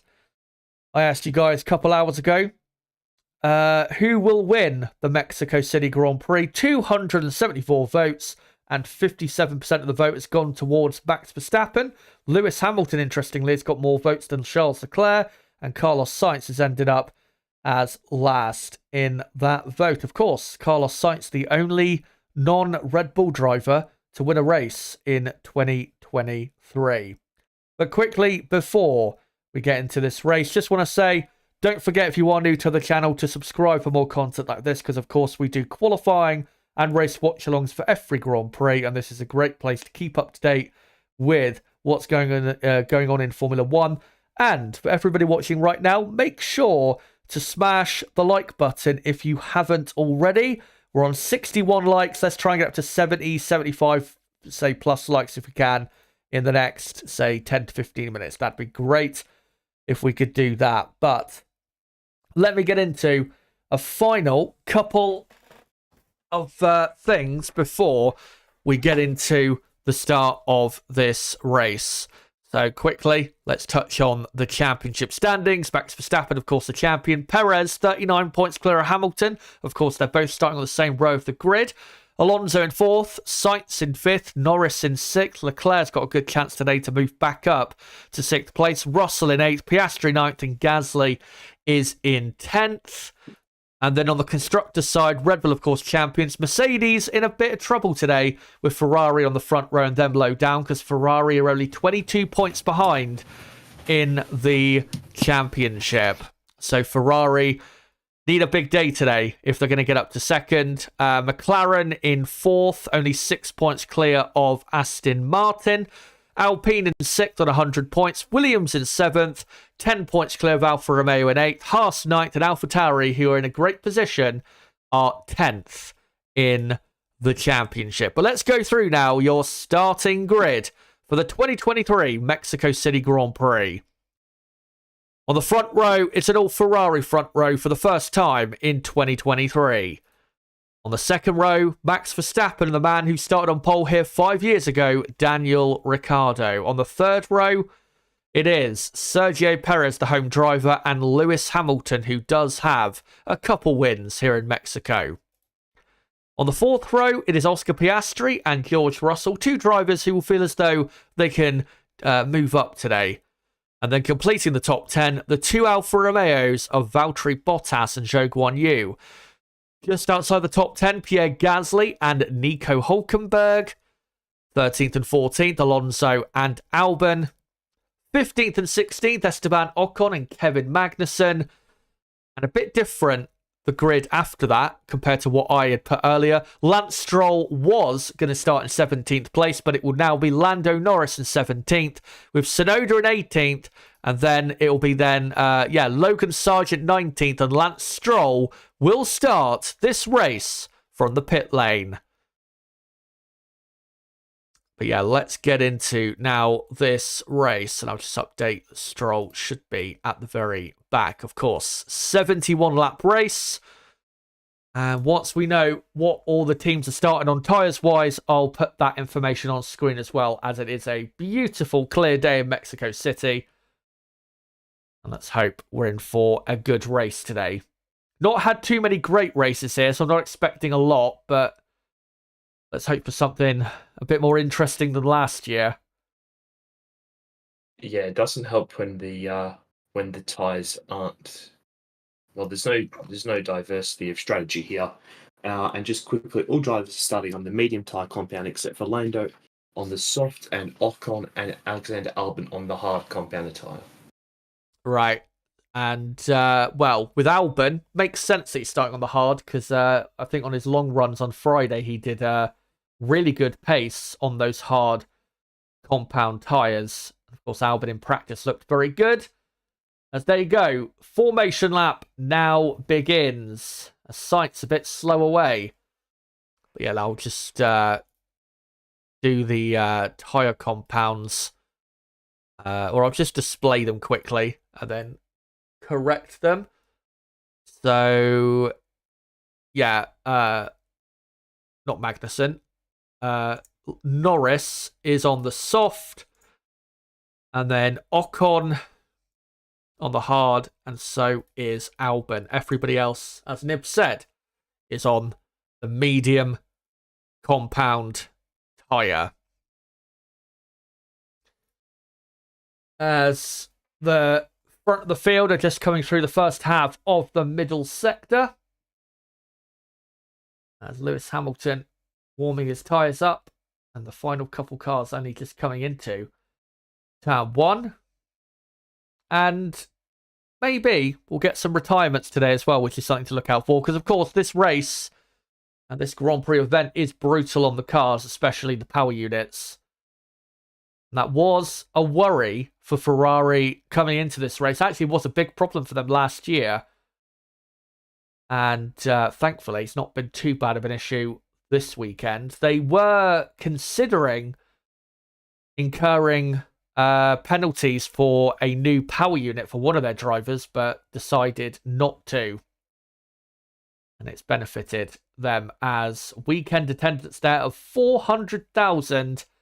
Brilliant attendance. I think that's about the same, maybe just under of what it was at Silverstone this year. So brilliant attendance as there is Daniel Ricciardo, who has been on the podium here before. 2016, he finished 3rd after penalties for, I think, Verstappen and Vettel. As the two Ferraris onto the pit straight now, and the first few cars already onto the pit straight. And of course, many Red Bull caps and Perez flags in the grandstand. Let's hope Perez can maybe get back on the podium. Perez hasn't been on the podium since Monza, where he finished in 2nd. As an Alpine there, I think might have just overtaken someone and let them back through. And Lance Stroll, we now see, is being released from his garage on the medium compound tyre. And yeah, the reason they start from the pit lane with Stroll is because they've changed a few of the parts of the car to try something different, really. As the final couple cars now line up. Let's hope for a rip-roaring Mexico City Grand Prix. As the lights are on, it's 3, 4, 5 lights! And it's go in Mexico, and Max Verstappen has immediately got a brilliant start. He goes in between the two Ferrari cars. It's almost 3 wide down to turn 1. Very dusty as well. And Max has the inside line, and Perez going round the outside. Oh, contact with Leclerc, and Perez spins off. And Leclerc disappeared momentarily then, but has come back out in the lead. But Verstappen will, and Leclerc has got clear damage there to the front wing. Verstappen is in the lead. Ricciardo side by side with Hamilton. Can he keep it into turn 5? Yes, yeah, just about he can, as there's an Alfa Romeo in the background there off, as Perez has rejoined, but I think might have some damage, floor damage there after that collision, as there is a Haas that has had a brilliant start of Hulkenberg, who I think is up to 7th or 8th place. So what a start here in Mexico. Verstappen leads from Leclerc in 2nd, but has front wing damage. And then Sainz 3rd, Ricciardo 4th, and looks like Hamilton is 5th. There's Piastri. Brilliant move round the outside of Russell. I think he was overtaken or maybe defending, I don't know. But Piastri is ahead anyway. As they are, it was an overtake. Yeah, great overtake as well. As we begin lap 2, Max Verstappen is 2.5 clear of Leclerc. And, well, Ferrari have gifted Red Bull victory already. As Perez is indeed in last place and he now pits. And, yeah, they say box, box. So, Verstappen leads. Leclerc 2nd as Perez into the pits. New tyres are going on. They're looking at the car. And giving it a wobble. See if it's okay. And looks like they are not happy. No. And Perez bashes his steering wheel and he is out of the race. What a shame. Sorry, I had to laugh when you said giving the car a wobble to see if it's okay, because, I mean, that just is... It is funny, but that's terrible for Perez. He had a very good start, but just, I mean, there was just a bit of a squeeze between the three of them. I'm not too sure if Max knew that they were three wide. Yeah, just looking but, at I mean, the replay now, Perez got I think Perez, a bit like Hamilton with Russell in Qatar, he squeezed the inside car, but yeah, here's a replay of the onboard. What a slipstream he got. Perez, he was in fourth place and then got a mega slipstream, went to the outside, and then just came too far. Yeah, too far to the middle. And Leclerc, I don't think Leclerc could go anywhere. No. I mean, he was Perez had like his rear tire with on his side pod of Leclerc. So yeah, nothing Leclerc could do. Perez did probably turn in a little bit too much. He probably would have been pushed off the circuit, to be honest, here, because Max was going quite deep. But yeah, that's such a shame. And yeah, Christ, the landing there surely got to have broken the rear suspension. Yeah, so Sergio Perez is out of the race on lap 3 of 71. And yeah, it is a shame. I mean, he, I would say, caused the collision, but I wouldn't say it's anything egregious from Perez. But yeah, he is out. Yeah. So lap 3 out of 71. Leclerc still hasn't pitted, even though his end plate is still hanging off, which I'm surprised by, as we're on lap 4 out of 71. And Max Verstappen 2 seconds clear of Leclerc. Ferrari saying some front wing damage, but we stay out. We don't see anything. I think they mean in terms of the data, they don't quite see anything. One thing I am interested by is Daniel Ricciardo is right on Carlos Sainz's tail. Only 7/10 of a second behind, but he does have Hamilton just 3 to 4/10 of a second behind him. So good fight going on there. But let's go through your order as Max Verstappen does the fastest lap, a 1:23.5. Max leads from Leclerc second, Sainz third, Ricciardo fourth, Hamilton fifth, Piastri sixth, Russell seventh, Hulkenberg 8th, Gasly 9th, Zhou 10th, Albon's had a great start, he's in 11th, Bottas a terrible start, he's in 12th, and then Magnussen in 13th, with Tsunoda up to 14th, Lando Norris in 15th, Alonso 16th, bad start for him, Sargent 17th, Stroll 18th, and Ocon in 19th place, as Red Bull are still doing work, I think, to the car. So they will try and get him back out there for the crowd, really. But virtual safety car has now been deployed, and that will be for debris at turn 1. So I do wonder, though, I think Norris has already gone past the pit lane. I was wondering whether they may have come in there for a pit stop. But Albon in 11th is the highest placed driver on the hard compound tyre. So it'll be interesting to see what he does, because the hard tyre should be better today than any of the other tyres, as we are on lap 5. And here's a replay of Lando Norris, I think, overtaking Alonso at turn 1. And then here's a brilliant move, Nib, from Piastri around the outside of Russell. Let you take us through it.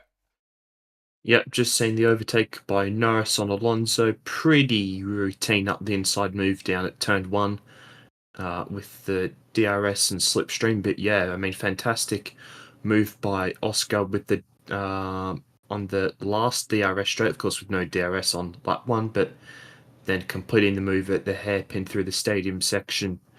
Great move by Oscar, and that's more of what I want to see from Oscar. A little bit more arms out and elbows out on lap 1. Yep, and he's now in 6th, and he's only, as the green flag now goes, so the virtual safety car period has ended as we begin lap 6. He's just over a second behind Lewis Hamilton, who's been dropped a bit by Ricciardo, who is just under a second behind Carlos Sainz. Leclerc's lap times, I have to say, are not actually that bad at all, despite damage to the front wing. He's actually been in the last lap or so. He's not been, I mean, he's been slower than Verstappen, but not by as much as you would have expected. So Leclerc's pace looks fine, which is good to see. But yeah, Ricciardo now drops over a second behind Sainz for the moment. Hamilton right behind Ricciardo. Russell right behind Piastri. And then you'd imagine with Hülkenberg in 8th that there will be a queue beginning to form of, and there is at the minute, Gasly, Zhou, Albon. And then after that, you'll have Bottas, Magnussen, Tsunoda, Norris. As Fernando Alonso, I've got to say, struggling a lot in 16th place. He's got Logan Sargent right behind him, and he's already dropped nearly 2 seconds to Norris. So Aston Martin are, definitely in trouble back there. As Hamilton does look a lot quicker than Ricciardo. As Ricciardo has gained on Carlos Sainz in the second and final sector. So the AlphaTauri pretty quick in the where the majority of the corners are. It's just down this first sector where he can't quite keep up, as Lewis Hamilton does the fastest lap of the race, a 1:23.3. That is very encouraging, as Hamilton really needs to get past Ricciardo. It's a decent exit from turn 3. And he has the DRS. Ricciardo defends to the inside. Hamilton has a look to the outside. Will he think up the outside line? No, he's not quite far enough alongside us. Logan Sargent has overtaken Fernando Alonso for 16th place. Who would have thought I'd be saying that in 2023? Damn.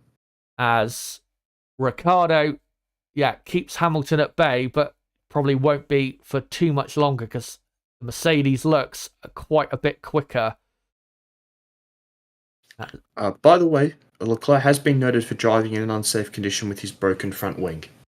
Right, we'll see what happens with that. He's actually been in the last couple laps lapping at about the same pace, around the same pace as Verstappen, which is impressive. And he's only about 2 seconds behind, so he's not giving up too much time to Verstappen. As we are now on lap 8 out of 71. And here comes Lewis Hamilton, DRS open. And he gets a good run. Will he go for the inside line? No, Ricciardo late enough on the brakes. And Ricciardo has every right to defend because, he needs, not just himself, but the team need the points. And plus, AlphaTauri have genuinely got good pace here. As talking of AlphaTauri, Yuki Tsunoda is up to 13th. Watch out for him. He should make some progress today. As soon as I say that, Kevin Magnussen gets back past him. So Magnussen back up to 13th. But there is now a proper train behind Hülkenberg, who's in 8th. And it's going to be really the rest of the field behind him soon. As Verstappen, couple tenths of a second quicker on this lap, and whatever was hanging off that front wing has fallen off for sure on Leclerc's front wing, which is good to see, and hopefully has been cleared away. As here we're looking at Lando Norris on the soft compound tyre, stuck in traffic behind Tsunoda, unable to go anywhere with the pace he clearly has, and he's not really able to make use of starting on that tyre. As Verstappen begins lap 9. And Hamilton not as close on this occasion, so Ricciardo can breathe easier on this lap. As Gasly kind of has a look into turn 1 on Hülkenberg, but he ain't close enough. Neither is Norris on Tsunoda. As in the background, Lance Stroll looks like he is a lot quicker than Fernando Alonso right now. So Alonso, I do have a feeling he might have damage to his car because he is not lapping quickly at all, as that is what happened with Tsunoda and Magnussen. Tsunoda went to the outside line, turn 1, went deep, came back on at turn 3 and had to give up position. So all good, as Magnussen did give him a slight squeeze. As Verstappen pulling away a bit more on this lap. I am, though, very encouraged to see Ricciardo, even though Hamilton's been harrying him for a couple laps. Ricciardo, he's not as quick as the Ferraris, but he's not losing that much time. So he's got the pace to be in there, which is very good to see, as Max Verstappen does the fastest lap of the race. As the car is running hot, say the Mercedes team radio to Hamilton, or Hamilton was saying that, I don't know who exactly, but yeah, Hamilton, and you can see pulling out the slipstream to cool the car down. As That was Hamilton. All right, as that, yeah. Yuki Tsunoda has just pitted for AlphaTauri, so he's going to get those medium tyres off and try something different. Still a train behind Nico Hulkenberg. So yeah, Tsunoda now down to 19th place. And we'll see what tyres he goes on to. I think it will be a set of hard tyres. And yes, it is. So hard tyres on the AlphaTauri. That'll be good data for them to know how they will possibly perform for Ricciardo later on. They look to be performing well enough at the moment to those tyres. That's, Gasly, we're looking at still stuck behind Hulkenberg.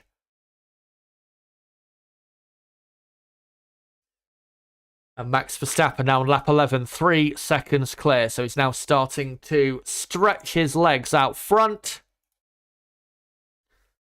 And Lewis Hamilton a lot closer to Ricciardo on this occasion.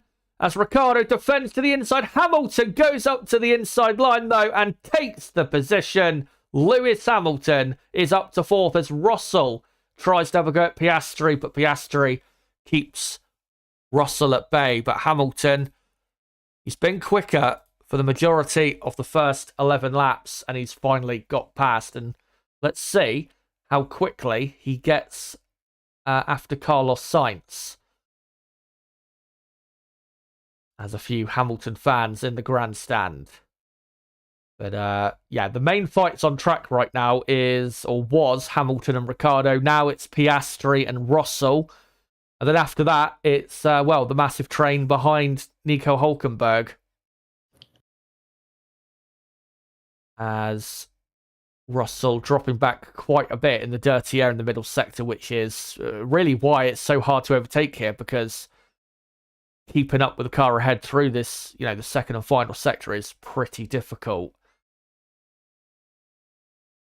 As Ricciardo might have DRS on this lap, or might not. We'll have to see in a moment. Don't know if he kept within a second or not. As Russell, of course, has DRS on Piastri, but it's not as close on this occasion. Ricciardo did have DRS down to turn 1, which at least keeps him in play. As Lando Norris pits, no surprise there. He's getting rid of the soft tyre. Now needs to try and do an undercut to get himself up the field, as Lance Stroll has overtaken Fernando Alonso. So Norris will now be in 19th, I think. And yes, Stroll up to 15th. Alonso in 16th place. Yeah, and no surprise they've sort of pitted Norris as well, because they're telling him to cool the car when he was actually still quite a bit behind. But so I think most people here will be struggling with some overheating issues. Yeah, it is pretty brutal out there, as we're just seeing here a slow-mo confirming that Stroll's ahead of Alonso. I have noticed, though, good for Norris, is that he has come out ahead of Tsunoda. Yeah, because Tsunoda had a 10-second pit stop. Oh, did he? Yeah. Oh, right.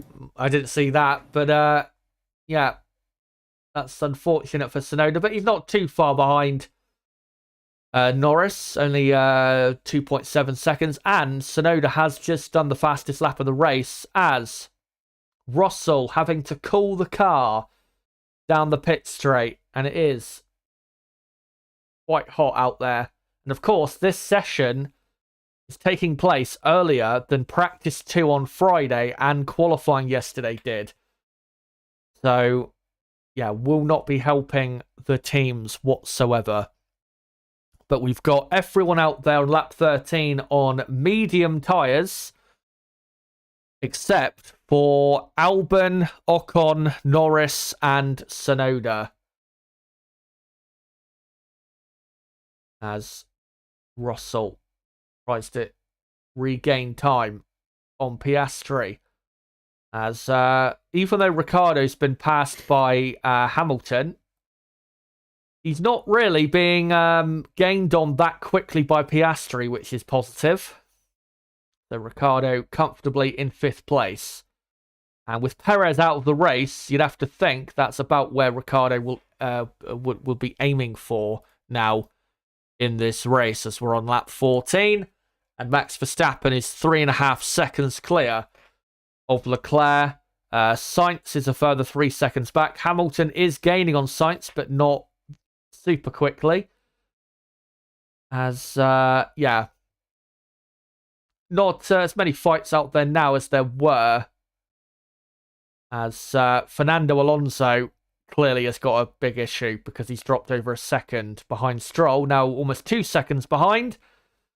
And soon he's going to be overtaken by his one of his best friend of a teammate, Esteban Ocon, on the hard compound tyre. As Ferrari thankfully say they're on plan A, which is a rarity. As I've got to say, though, Max is already taking the piss, saying our car is not so very lovely through turn 3 on the curb. As he's just gone over 4 seconds clear of Leclerc, and now those tyres on the Ferrari, I think, really starting to drop off. As Albon on the hard tyre, he's in very good nick here, because obviously he's going to go a long way into this race, and he's only about 0.7 of a second away from a point. And even though Norris and Tsunoda have pitted earlier, Albon is on a better strategy at this point, because obviously pitting as early as Norris and Tsunoda did around a track like this, they're out of kilter really with everybody else. They're on dramatically different strategies are Norris and Tsunoda. As Albon gaining a bit down the straight. Will he think about sending it into turn 1? Zhou defends late, but Albon decides to send it. And what a move by Alexander Albon. Late move to the inside, and he is up to 10th place. Great driving from Albon. He's had a great weekend. So, and now he's only got a couple seconds up the road to try and pass Pierre Gasly. Yeah, He really gained a lot in him late there, didn't he? Yeah, he. I think Zhou was. Probably defended a bit too early there, which kind of forced Albon to go to the inside line. As Albon, just looking at his the camera, looking back at him in the cockpit. Tell you what, Chaz, I think Hamilton's going to finish second today. Yeah, possibly. Let's see how much he gains down the straight though on the Ferrari, which True, because the Ferrari have been the fastest down the straights this weekend. Yeah, as we're looking here at Gasly close behind Hülkenberg, but of course the Haas Ferrari powered and extremely quick down the straight, and Gasly doesn't really gain that much time. Yeah, Lewis Hamilton is just over a second behind Carlos Sainz. And you got to think of the next lap or so, he will start to get DRS assistance. And of course, here in Mexico, 3 DRS zones, one down the pit straight, one in between turn 3 and 4, and the other one between turn 11 and 12. As Gasly closing on Hulkenberg in the middle sector. And Hamilton, now getting within a second. So here we go. We're going to see, hopefully, Hamilton versus Sainz pretty soon. As Lando Norris, back in 18th, is gaining a lot of time, having pitted earlier on his hard tyre. He's only 9.5 seconds behind Ocon, and it takes, 23, 24 seconds to pit here. So, the undercut working for Lando to gain back the time he's lost. As here is Hamilton just over a second behind Sainz.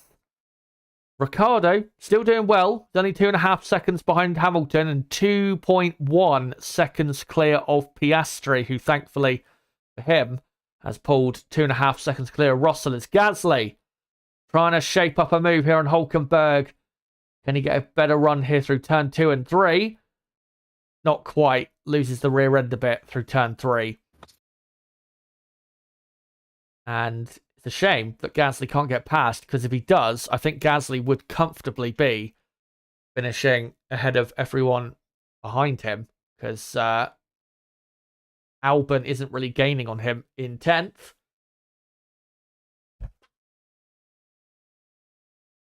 As, we still watch this battle. But in the next 10 to 15 laps is when we're going to see the only pit stop phase of this race. So get ready, because strategy is going to very soon play a key part in what happens here in Mexico. As is Gasly closer on this occasion? Not really. Let's see how his final corner goes. It's, not great. As, give it another 3 to 4 laps and Lando Norris is going to be right behind Ocon, who's right behind Alonso. Logan Sargent, I've got to say, is having a pretty good race. He's in a train behind his teammate. His teammate is the cause of the train. And, Logan is right at the back of it, just behind Kevin Magnussen. As, Gasly still behind Hulkenberg. We're just waiting, really, for the pit stop phases to come. We are. There's not much going on at the moment, as Norris as well is dragging Yuki Tsunoda along with him, and Tsunoda actually has closed the gap down to Norris from 2.7 a few laps to go to 2.1, 2.2 seconds. So Tsunoda has got a very strong pace as well. Watch out for him as lap 19. Leclerc will be investigated, it just said, after the race for driving in an unsafe condition. So we'll see what happens with that. Of course, last week he was disqualified post-race. I don't think that'll happen this time, but we'll see what happens. Probably just a big fine. Ferrari will have to prove that the front wing was all structurally sound to be able to be continued racing on within it. I mean, it looks like it was, right? Kind of, yeah. As here is Lewis Hamilton right behind Sainz through turn 6 and 7. And here we go. This is where Lewis Hamilton needs to make his race. If he can pass Sainz on track before the pit stops come, then as Nib said, he could legitimately finish in second, as interestingly, Red Bull are boxing Max Verstappen at the end of lap 19. He's 4.6 seconds clear of Leclerc. And yes, he does pit. That's interesting. Normally, Red Bull will wait for second place to pit first and then they'll pit. But they've triggered. I think they've got a gap to Hulkenberg already. That's why.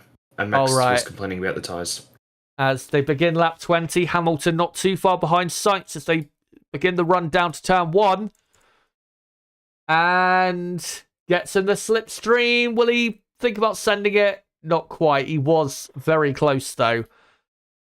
As Verstappen, yeah, he comes out in 7th place. In front of Nico Hülkenberg on the hard tyre. Well, if Ferrari want to win, then the only thing they can do is stay out for a lot longer and hope that that works. And you never know. It could. Especially if they have luck on their side. As, yeah. Verstappen on the hard tyre. And doesn't have a ton of clean air ahead of him. I mean, he has a bit, but not as much maybe as he would have hoped.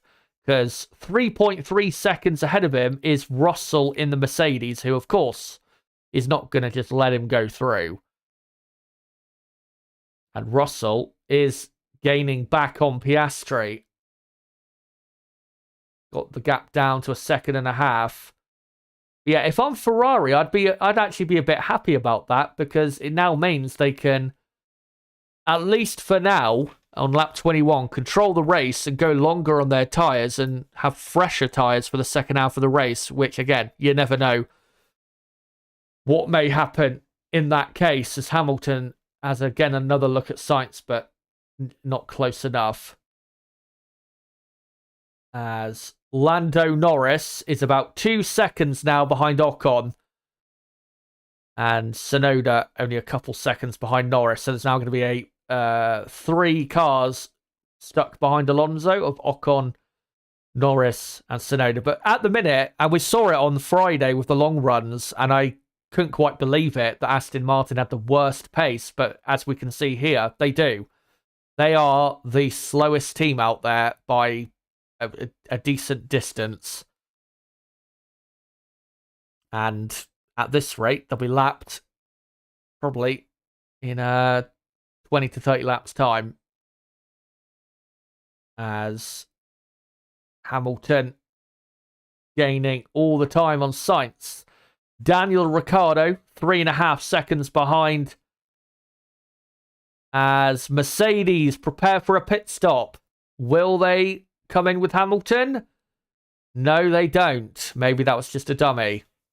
As Leclerc leads on lap 22, 6.3 seconds clear of Carlos Sainz. Of course, one thing Ferrari could do is, if Max, of course, does pass Russell, Piastri, and Ricciardo, and even Hamilton, is leave Sainz out there to hold Max up. That would help. As here comes Verstappen on Russell, and Russell doesn't even defend. I don't think really, even if he did defend, he would have kept him behind. Max Verstappen up to 6th. There's Zhou from 11th place.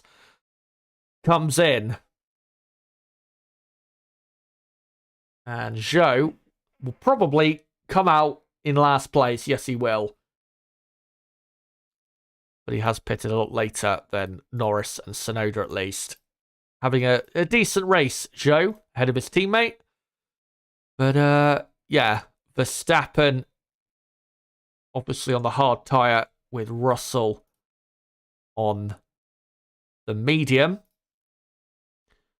And Zhou, yeah, 19th on the hard tyre. Lando Norris overtakes Esteban Ocon for 16th. And I'll just update that he is also on the hard compound tyre. Now, the next car for Max Verstappen to overtake is Piastri, who shouldn't be too hard to overtake. And the reason I say that is because the McLaren doesn't have a lot of straight line speed. And yeah, he's right up behind him now. And Max, DRS open. And he should get the move done as Piastri doesn't defend. So Max up to 5th. But it is going to be interesting, though, on strategy to see what Ferrari will do and how it will play out in the end. Because, I mean, Ferrari at the moment, they are doing the right thing by staying out there. Because fresher tyres towards the end of this race, you never know what kind of advantage that could give.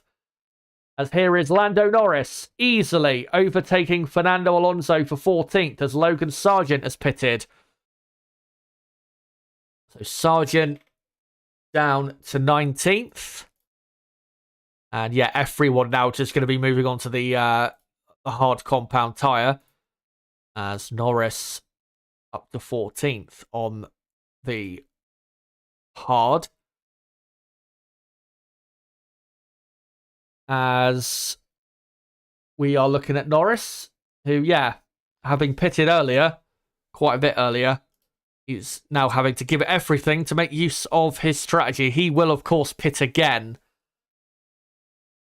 probably for another set of hard tyres. Of course, he has lots of new tyres available, as Verstappen now is 1.2 seconds behind Ricciardo. Don't imagine Ricciardo will make it too difficult for him. But then once we get to Lewis Hamilton in third, Hamilton definitely has an incentive to keep Max at bay. As Hülkenberg now pits. So Gasly is set free. Even though the undercut today does appear to be very strong. So maybe he won't benefit that much from it. As Kevin Magnussen pits as well. So Haas are going for the double stack. 3.3 second stop for Hülkenberg. 3.4 for Magnussen. So well done there to Haas. As Magnussen comes out behind, just behind Logan Sargent.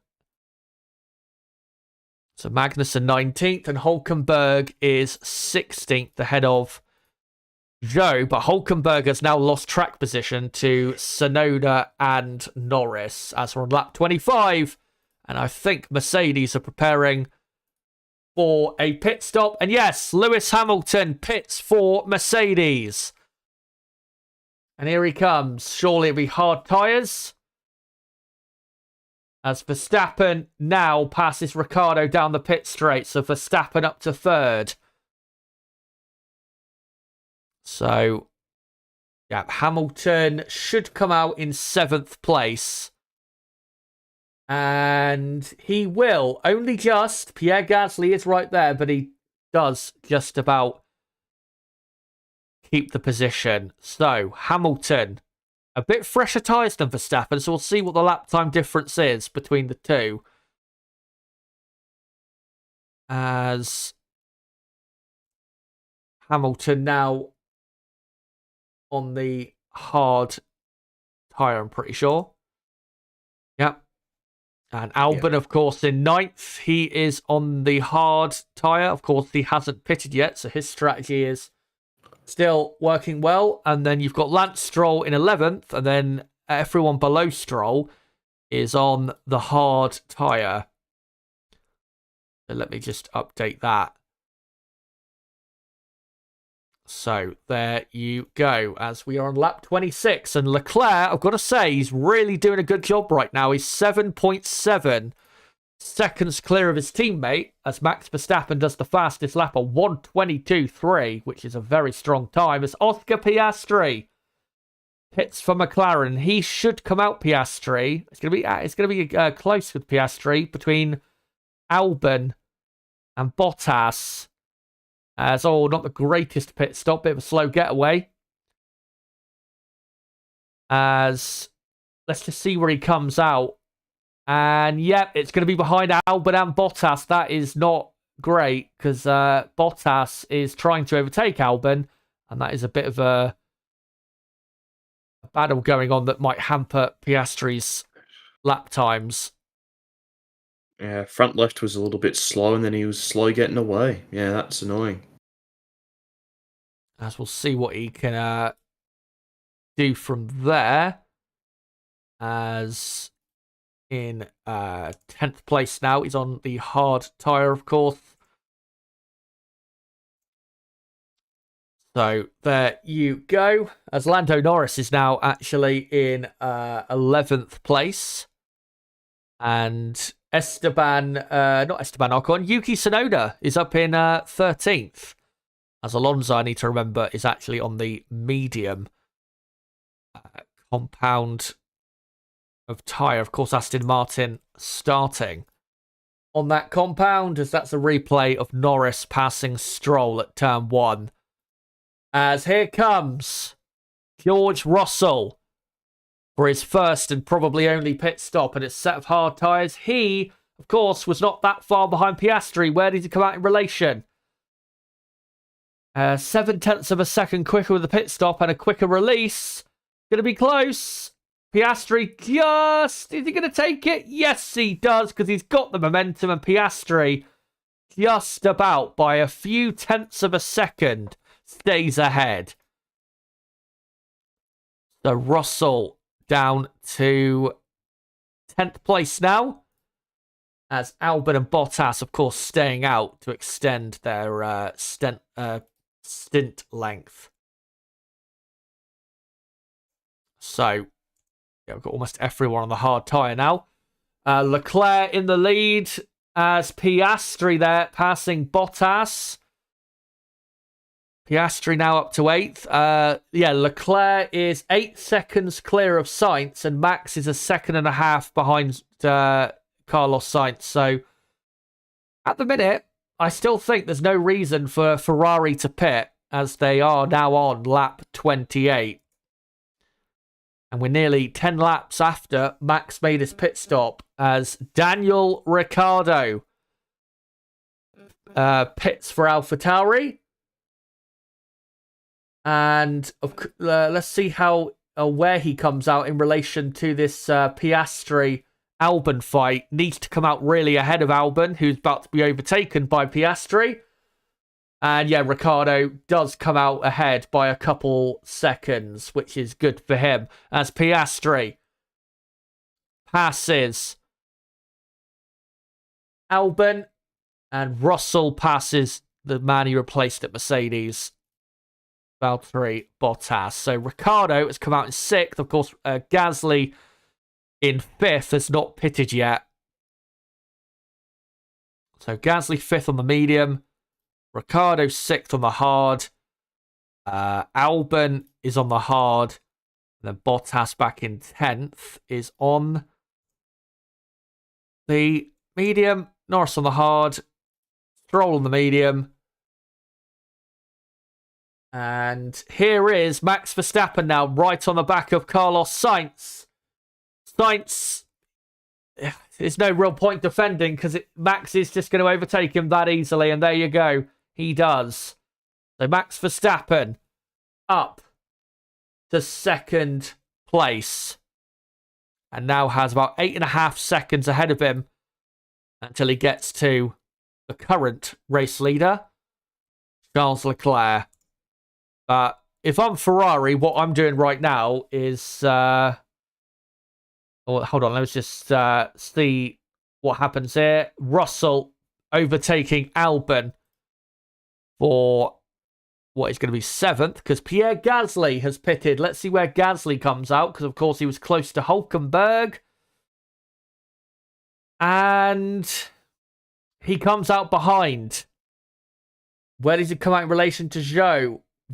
Side by side with him, and actually behind him. So Gasly has lost out there, as here is Norris trying to pass Bottas, and he goes right round the outside at turn 4, as Ferrari were just asking there on the radio, asking Leclerc, how much longer can you go on these tyres? And I didn't see the answer there, but hopefully longer, even longer, he can go. You said for now, everything feels good and everything is under control.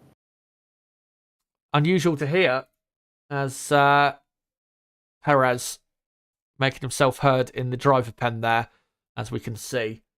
As Max Verstappen does the fastest lap of 1:22.2, about a second or over a second quicker than Leclerc. Right, so Norris is past Bottas.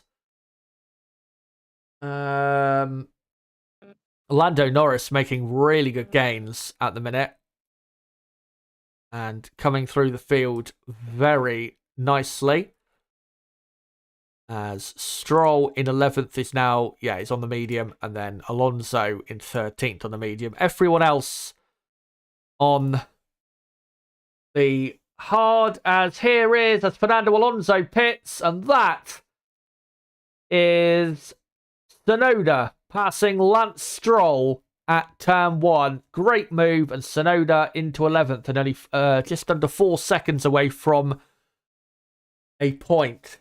As Carlos Sainz is told to box. He will come out behind Lewis Hamilton and ahead of Ricciardo, but at least compared to Hamilton, he will have a bit fresher tyres, which will help him possibly later on. As here comes Carlos Sainz. As Alonso, by the way, is now last. And very good pit stop for Ferrari. Normally their pit stops are good. And 2.3 seconds there. So Sainz will, come out behind Hamilton. And should be a few seconds ahead of Ricciardo. And it is. So he's about 5.5, 6 seconds behind Hamilton. And now needs to start to push a bit to try and get back after Lewis Hamilton, so he can try and get third. As Leclerc still 5.5 seconds clear of. Surely they've got a bit box Leclerc. Yeah, probably either this lap or the next lap, because Hamilton's getting very close now to being inside his pit window. Yeah. As Zhou there just complaining on the radio that something is really burning in his car. As Lance Stroll, has pitted and has come out in 18th place, and Ferrari in the pit lane. And they have pitted Charles Leclerc. And it was definitely the right time to pit him. And they've pitted him about 12 laps after Max pitted. So let's see now on fresher tyres what his lap times are like in comparison to Verstappen, and whether he can gain time back. But Hamilton, couple seconds behind, and Leclerc comes out in second. So Max Verstappen back into the lead, and he is leading by 17 seconds. And then it's Leclerc second, Hamilton third, Sainz fourth, Ricciardo impressively fifth and comfortably in fifth. And then Piastri 6th, Russell 7th, Albon 8th, Norris 9th, Bottas 10th. That's your top 10. That's Magnussen.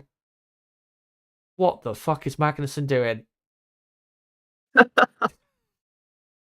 That's something you do if your controller dies on the F1 game or something. He just got bored, decided to go off. As Zhou, they're passing a Williams, I think, of Logan Sargent. And Magnussen is now he's in 16th place. Bottas has now pitted. Bottas is 17th. As Mercedes asking Hamilton, we have a long way to go in this race. Do you think you can make it to the end of this time? I didn't quite see the end of it, but I'm guessing he'll probably say no, because he normally does. I will. As we're on lap I'm waiting. 3. It was Lewis. I'm confused by that team message, but whatever. I know for sure that Verstappen has a new set of hard. Oh god! Kevin Magnussen has had a gigantic crash. He's got out of the car. He's okay, but oh my god, that looked bad. The rear and the full safety car, that changes things around dramatically. That car, it has been absolutely destroyed. Maybe it's related to why he went off a lap or so ago. Maybe the car just, I don't know, it's just the steering or whatever is not working anymore. Jesus. Definitely not working anymore. But I got to see a replay, because that is a lot of damage. Reminds me a bit of Mick Schumacher's crash in Monaco last year, where the rear end was destroyed. So the rear end literally came off on that occasion. As Red Bull, it's perfect for Red Bull. As Max Verstappen pits, and he's going to come out on fresh tyres. Literally what I was about to say as well. It's just destroyed the possibility of a, fun second half of the race. I was literally saying that Red Bull and Verstappen, I know, have a fresh set of hard tires before you you saw the crash. Yeah. Oh dear. So, right, let me get... now the car's on fire. The rear left brake on fire. Maybe, I don't know, maybe that was related to what happened. But let me do the order quickly. So, Max Verstappen leads from Leclerc second, Hamilton third, Sainz fourth, Ricciardo fifth, Piastri sixth, Russell seventh. Let me just see this crash quickly. So he comes through turn... He looks like he's got no grip. I have never seen a crash like that. What on earth happened? That's what happened. It's a rear suspension failure. Rear left suspension. That's that's scary.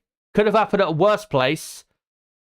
Yeah. Than that, but that's a rear left suspension failure. That's probably why he went off a couple laps ago. Now that rear brake is on fire, and that is going to cost a lot of money. Jeez. And thankfully, he's all okay. So, as we've got other cars pitting, Lando Norris has pitted. This safety car really has helped his race. Oh, red flag. So, what is it? I'm guessing the debris needs repairs. Well, they'd have to fix the barrier as well. Yeah, and obviously Magnussen's car is going to take a bit of time to clear away. So there you go, guys. Red flag on lap 34 out of 71, and we are about halfway, just under halfway through this Grand Prix. And even though Verstappen, got a bit lucky there, that will be eliminated now because, of course, everyone under a red flag can put fresh tyres on, but not that many people have more sets of hard or medium tyres, so we'll see what the teams decide to do with their tyre choice, because there is still half the race to go. But it is a red flag on lap 34 out of 71, and this red flag probably will last for, 20 to 30 minutes, I would imagine. Which is a shame. So there you go. But let me just do the order. So, Verstappen on lap 34 under this red flag, now lap 35. Leads from Leclerc second, Hamilton third, Sainz fourth, Ricciardo fifth, Piastri sixth, Russell seventh, Tsunoda eighth. This has been great for him. Hulkenberg ninth, Norris 10th, Gasly 11th, Albon 12th, Ocon 13th. Zhou 13th, Ocon 14th, and then Sargent 15th, Bottas 16th, Stroll 17th. Alonso 18th, and then Magnussen and Perez are out of the race. Yeah, red flag on lap 35 as we are about halfway through the race. So stick around, guys, because there is still plenty more action to come. And I think this definitely makes the race more interesting than if the safety car had just stayed out. So, yes, because of course, Leclerc should be able to change his front wing now. And of course, we're going to probably have a standing start. Yeah, which obviously Max, he had a good initial getaway on lap 1, but having the slipstream helped quite a bit. And he'll be obviously giving everyone a tow down to the first corner. So, yeah, spices things up for the final 36 laps. That's Ricciardo's car. Or not Ricciardo, Magnussen's car being now put behind the barriers by the tractor. Now, of course, that's another good reason why we've got a red flag, is because the tractor had to come out to recover Magnussen's car, and the barrier there definitely damaged. And hopefully won't take way too long to get fixed. Yes, firstly, you need to push the barrier back up, upright, like it should be. But yeah, that Haas car in bits. But once we have a message about, when we're going to be getting underway again and what tyres people will be, doing the second half of the race on, of course, I'll let you know as soon as I know, as there's a further replay. And yeah, Magnussen, rear left suspension failure and straight into the barriers at turn 8. Looked a lot worse than it actually was in terms of the damage done to the car. The reason there's so much damage is because he went rear end first. Yeah. And yeah, something clearly on the rear suspension broke. But yeah, barrier now being repaired. But oh yeah, you could see from the slow-mo the rear left suspension completely snapped as he was turning into the corner. Yeah, it's pretty bad failure for it to completely snap on the Haas there, as they're just cleaning up the debris as well, as I think they've got a new barrier there ready to put in if necessary.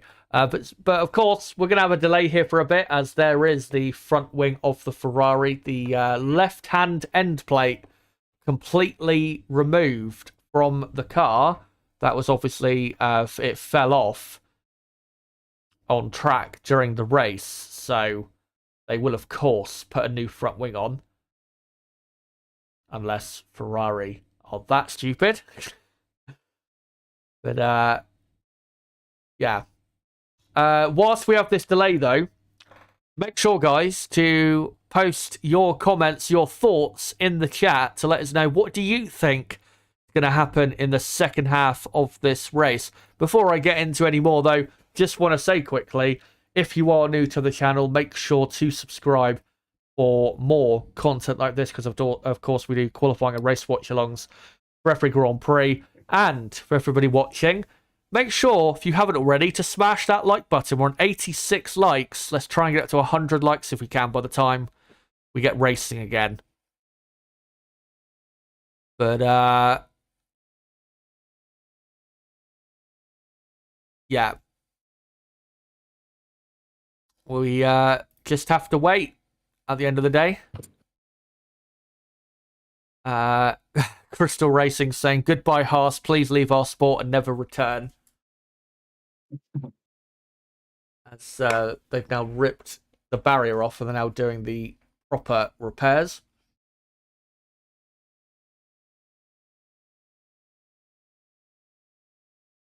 I tell you what, this is certainly not the delay that I particularly needed when I'm not quite at full awakeness.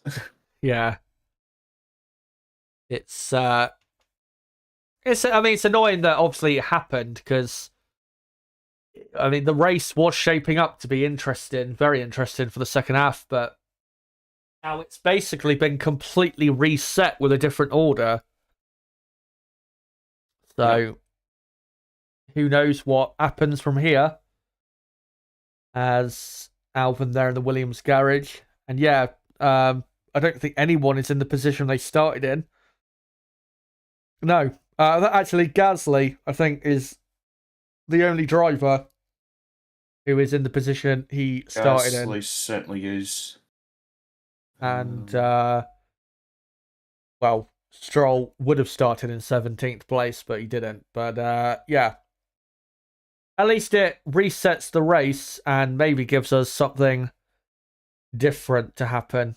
But who knows what will happen in the second half of this Grand Prix. But well, someone's going to get a monster body towed down to turn 1. Going to try something. Hamilton. And then we'll probably end up with another safety car. Hamilton. Surely he'll be aggressive at the start. I mean, he has to if he's going to somehow win. Sure. But, we saw with Sergio Perez, he started 5th. He was almost leading into turn 1. So, did you say starting from 5th? Oh, God. Yeah, don't even start with that. As I'm just seeing they're just showing the Haas there, which is still smoking away. They're still doing repair work to the barrier. I gotta say though, with Ricciardo, what a race he's having, and AlphaTauri, their pace is very, very good. Ricciardo's been comfortable, really, except for the first 10 laps. He's just managed the pace, managed the tyres. He didn't have to pit that early. He didn't pit till what, lap 27, I think. He's had a very comfortable race, and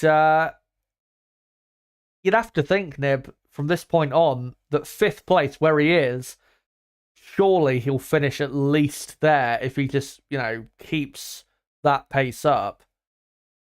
Well, yeah, but you'd think that P5 is very, very achievable with what he's shown so far. I mean, even once Hamilton overtook him, he didn't absolutely fall off a cliff from Hamilton. The gap was still reasonable. He was still managing the gap pretty well to Oscar. So, yeah, I mean, Ricciardo's had a great race. I mean, exactly what he's needed to do in this Grand Prix. And, yeah, I mean, the restart does certainly give him a chance to make up some further positions. Yeah, as Tsunoda, his teammate, in 8th, and at the minute, AlphaTauri heading for 14 points.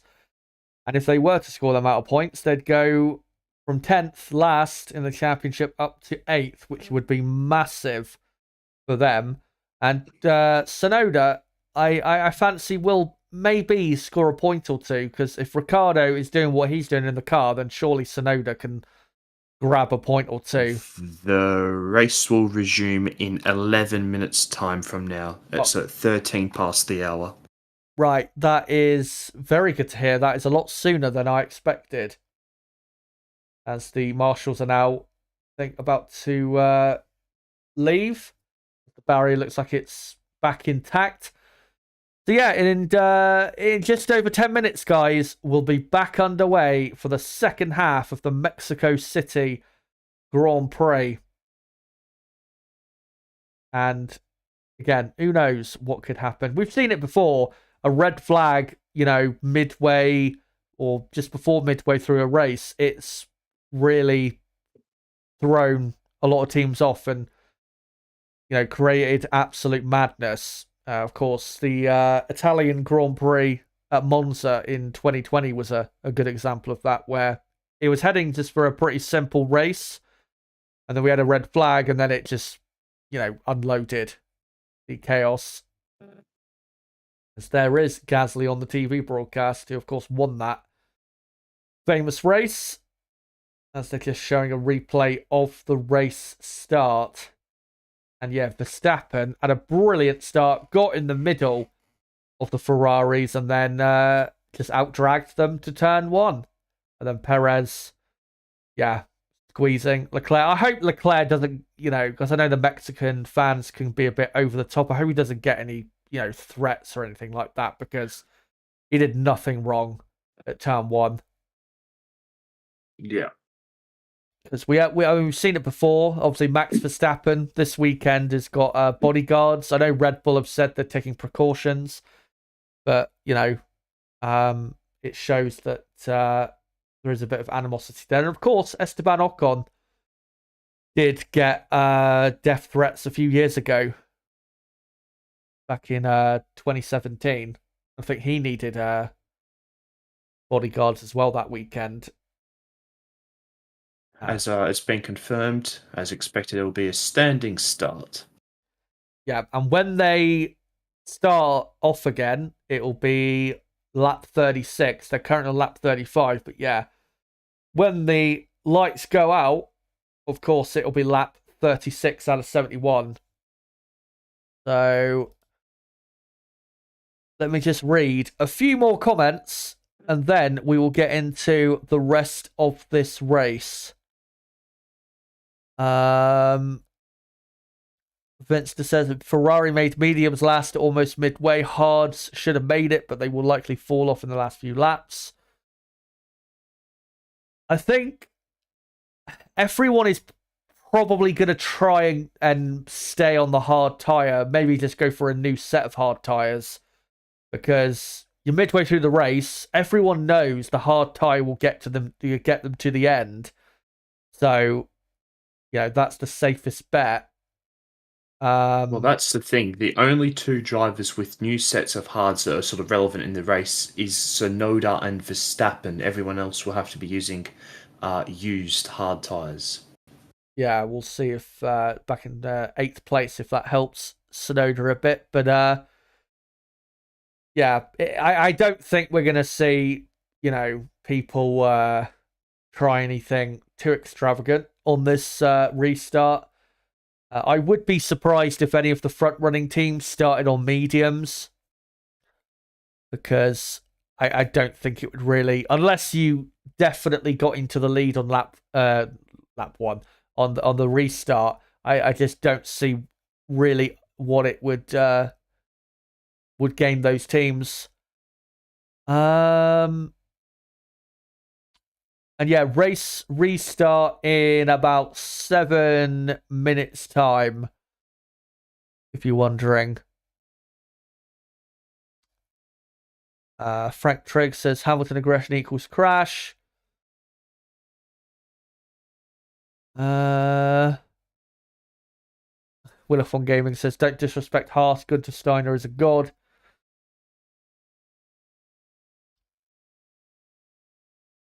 Frank Trigg says red flag has reduced Max's advantage a lot. He could have gone another 10 to 15 laps before pitting for another set of hard tyres. I think Verstappen probably, would have pitted again for another set of hard. Like as Nib said, he had another fresh set of hard tyres. But I think also Red Bull, may have even thought about, taking Max to the end. Because, he pitted earlier than Leclerc did, but it wasn't, it wasn't ridiculously early. It was about lap 20-ish. Yeah, I think they probably would have waited about another 10 laps before pitting Max. And he got past the other cars pretty comfortably. So I think he probably would have got past Charles pretty comfortably with about a 10-lap tyre advantage, having to make up about... you'd think maybe 8 to 10 seconds or so. Yeah, and if he pitted around like lap 45-ish, then he'd have definitely easily enough time to get back into the lead, and he would only have, compared to earlier on, he'd only have one car to to overtake, maybe two. Yeah.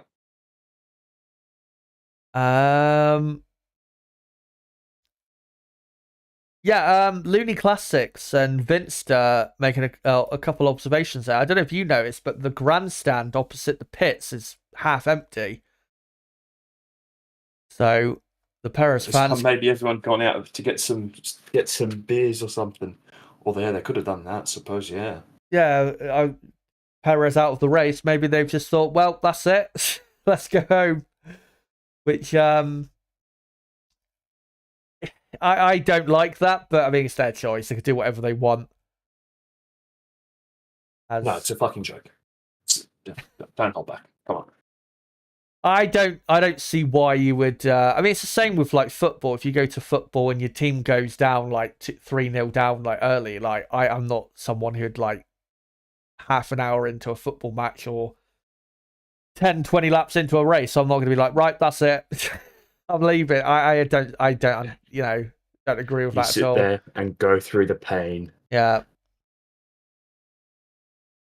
As Valtteri Bottas there in the garage. Of course, Sergio Perez retiring from this race, and if Ricciardo does finish in the top 5, that really going to help Ricciardo's Red Bull chances. And of course, Lewis Hamilton in 3rd. If he can finish in 2nd, he will cut the gap down to Perez to 21 points with 3 races to go. So Perez, that was a step back, because obviously in Texas, I thought he performed okay. well enough, maybe you could say. Here in Mexico, he's been on it all weekend, but yeah, he committed a fatal error into turn 1.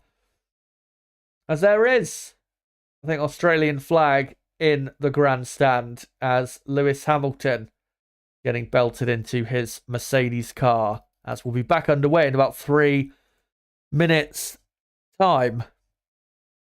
Yeah, let's go. Oh, shit, Australian flag. As, lap 35 it is. And I will read off the order again in a moment. And of course, once I know what tyres everybody is going to be restarting on, I'll correct that on screen as well. But I don't know if you did see what Leclerc said, by the way. He said a standing start with hard is going to be a huge mess. He's tempting fate already. Yeah, as they're just confirming there that it will be a standing start. I see what he means, but I don't think it'll be too bad because I think it's not like it's a short run down into turn 1. It's not like Baku. They'll build up enough speed. So I think it'll be okay. As well, rubber. Oh my! Laid down will help as Ferrari about to get those tyre blankets off Carlos Sainz's car.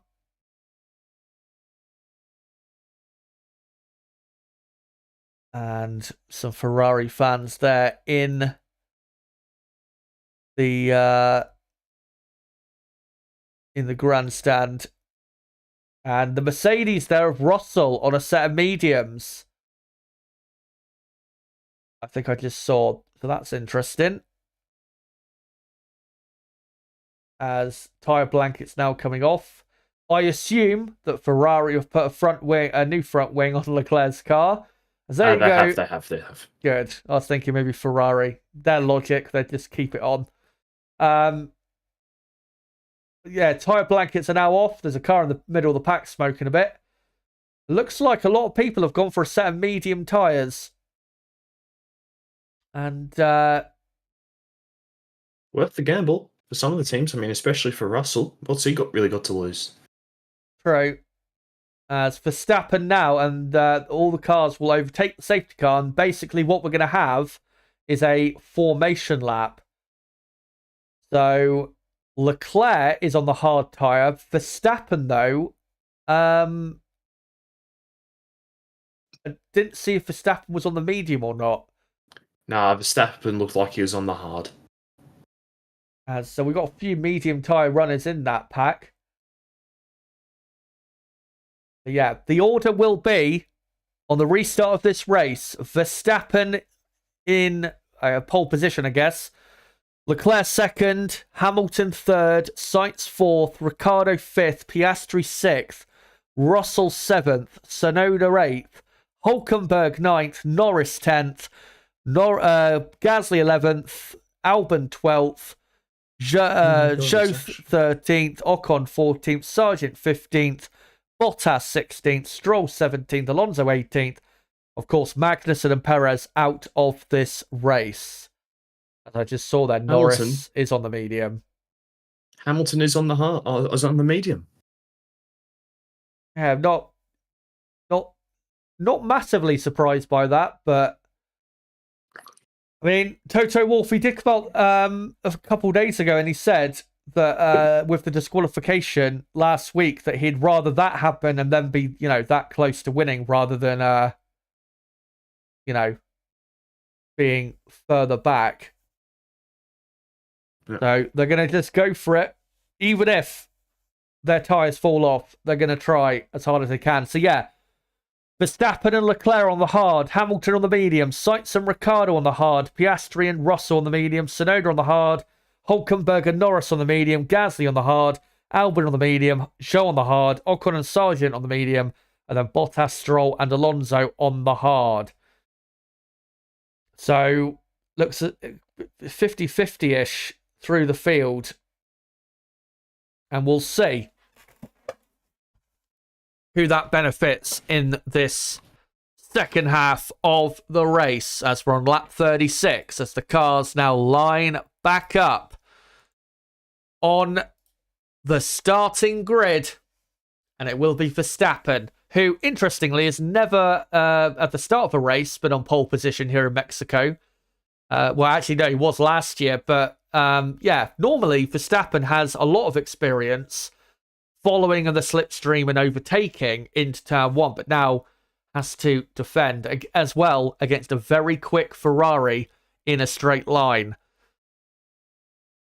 We will see whether he can hold on. As Valtteri Bottas in 16th lines up just about now. And then it'll be the two Aston Martins. So we've had the first half of the race. Let's see what the second half has for us as the lights are now on. 2 lights, 3, 4, 5 lights. And it's go time again in Mexico, and Max has a good start, cuts in ahead of Leclerc, and Hamilton now gets into the slipstream. Sainz pushed off briefly by Hamilton as Lewis follows in the slipstream. Verstappen looks comfortable in the lead and holds on, and Hamilton puts his car to the inside as Russell has had a great start. He's up to 5th ahead of Ricciardo, as Ricciardo trying to get back past, but he can't do so. As Lando Norris has had a very poor start. He's in 15th. As Piastri there side by side with Tsunoda. Piastri stays ahead, and now Tsunoda side by side with Alexander Albon, who's had a great start from 12th up to 9th. So they're all, and in the background still side by side. Norris is just past Zhou there. 2 Aston Martins side by side in the background. And I think Stroll, has kept ahead. So there you go. Max Verstappen leads from Leclerc 2nd, Hamilton 3rd, Sainz 4th, Russell now 5th, Ricciardo 6th, Piastri 7th, Tsunoda 8th, Albon 9th, Hülkenberg 10th, and then it's Ocon in 11th, with Gasly 12th, Bottas 13th, and then 14th is Norris, as Hamilton close to Leclerc here on lap 37. But no DRS available as of yet, which will not help, as Tsunoda not too far behind Piastri. But, What a restart by Verstappen. Yeah, that was as perfect as it could have been, given he had no toe down to the first corner.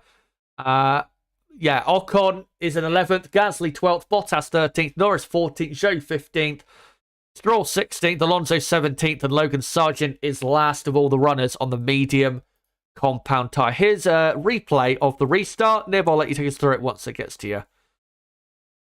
Yeah, but I felt like Verstappen really had no right still being in the lead.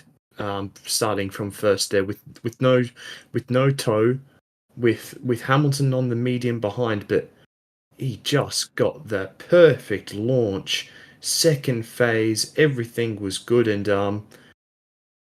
they just weren't able to. And he moved across the track well enough and not dangerously enough to make sure that the toe didn't really build up. As I should have really been looking at what's going on further back, but I wasn't. As now we're watching the onboard of Lando Norris, who was next to Nico Hülkenberg. He just got swamped and did very well to avoid some contact there with the Williams of, I'm going to assume that was Albon, right? He just flew down the field. And in 14th place now, as Stroll has overtaken Zhou Guanyu. So let me just update that Stroll, of course, is on the hard tyre. So is Zhou. Norris on the medium in 14th. You'd think he'll make progress from there. Of course, the McLaren a lot quicker than some of the cars he is around. As Hamilton still pressurising Leclerc a lot through the middle part of the lap. And when the DRS gets activated, which is now into turn 12, he does close up by a tenth or so, but once he gets it activated down the pit straight, Leclerc, well, the way his car looks at the minute, he might not have much to defend with into turn 1, as Russell only 0.6 of a second behind Sainz. So the two Ferraris on the back foot as Max Verstappen does the fastest lap of the race on now lap 39. Can Hamilton get up to second as they come down the pit straight? And Leclerc moves to the middle, and Hamilton doesn't quite go for it. Neither does Russell in the background as Tsunoda trying to overtake Piastri. Tries to go round the outside, but Piastri keeps him at bay. So I'm just proving there how quick that AlphaTauri is, because Tsunoda looking super good in 8th. But Hamilton looks a lot quicker than Leclerc now. Tsunoda has passed Piastri into turn 4. And note Piastri back ahead, so they're having a bit of a ding-dong. A bit further back. And Piastri ahead, and Albon very close to Tsunoda, who is on the medium, is Albon. Looks like Tsunoda is kept ahead. We'll probably see a replay of it in a moment. But for Ricciardo in 6th, not necessarily the worst news, him being down to 6th, because of course there is still over 30 laps to go, and the hard tyre he is on is better for the next 30 laps than the medium that is on Russell's Mercedes. So this is not necessarily the end of the world for Ricciardo on lap 40. As Lewis Hamilton pushed to the inside, touching the grass, and he does get the move done. Brilliant, brave move by Lewis Hamilton, and he's up to 2nd place. And Leclerc moving out of the slipstream there. So yeah, Hamilton up to 2nd. And can he now catch Max Verstappen? We will see. Here's a replay. And yeah, did just touch the grass, and also is very dusty on the inside of the pit straight. And yeah, that was very brave from Hamilton. Yeah. Great move. And he's now just under 3 seconds behind Verstappen. He's already pulled over a second clear of Leclerc. Ferrari are really struggling on that hard tyre, because Sainz has got Russell 4.5 tenths behind him, and Ricciardo only a second behind Russell. So 2 cars to contend with at the moment for the Spaniard. And Piastri struggling a bit in 7th because Tsunoda heavily pressurising him. As Verstappen does a new fastest lap again. And he's 3.2 seconds clear. Here comes Russell on Sainz. Will he think about sending it? I think he might. No, not quite close enough, but I mean, he needs to be aggressive, Russell, because he's on that tyre. Can't afford to wait around. But, yeah, like I said, for Ricciardo, it is good that Russell is being held back, because, of course, those mediums, not yet, but probably in about 10 to 15 laps, they'll start to go off a bit more. And it should start to come back towards Ricciardo. As Fernando Alonso has now been overtaken by Logan Sargent. So Alonso last for Aston Martin, as Lando Norris is up to 13th. And we're about to see a replay, I believe, of how he did that move. And yet, just dive down the inside at turn 1. So, right. Norris on the medium, Bottas, of course, on the hard. That's on lap 42. Verstappen, even though he's on the hard, he's still pulling away from Hamilton by 3 to 4 tenths of a second per lap. So Max is very comfortable out front and has got this race locked down, as Russell still has a look at Sainz into turn 1, but can't get close enough down the straight. Ferrari very quick. down the straight, even with Russell having DRS.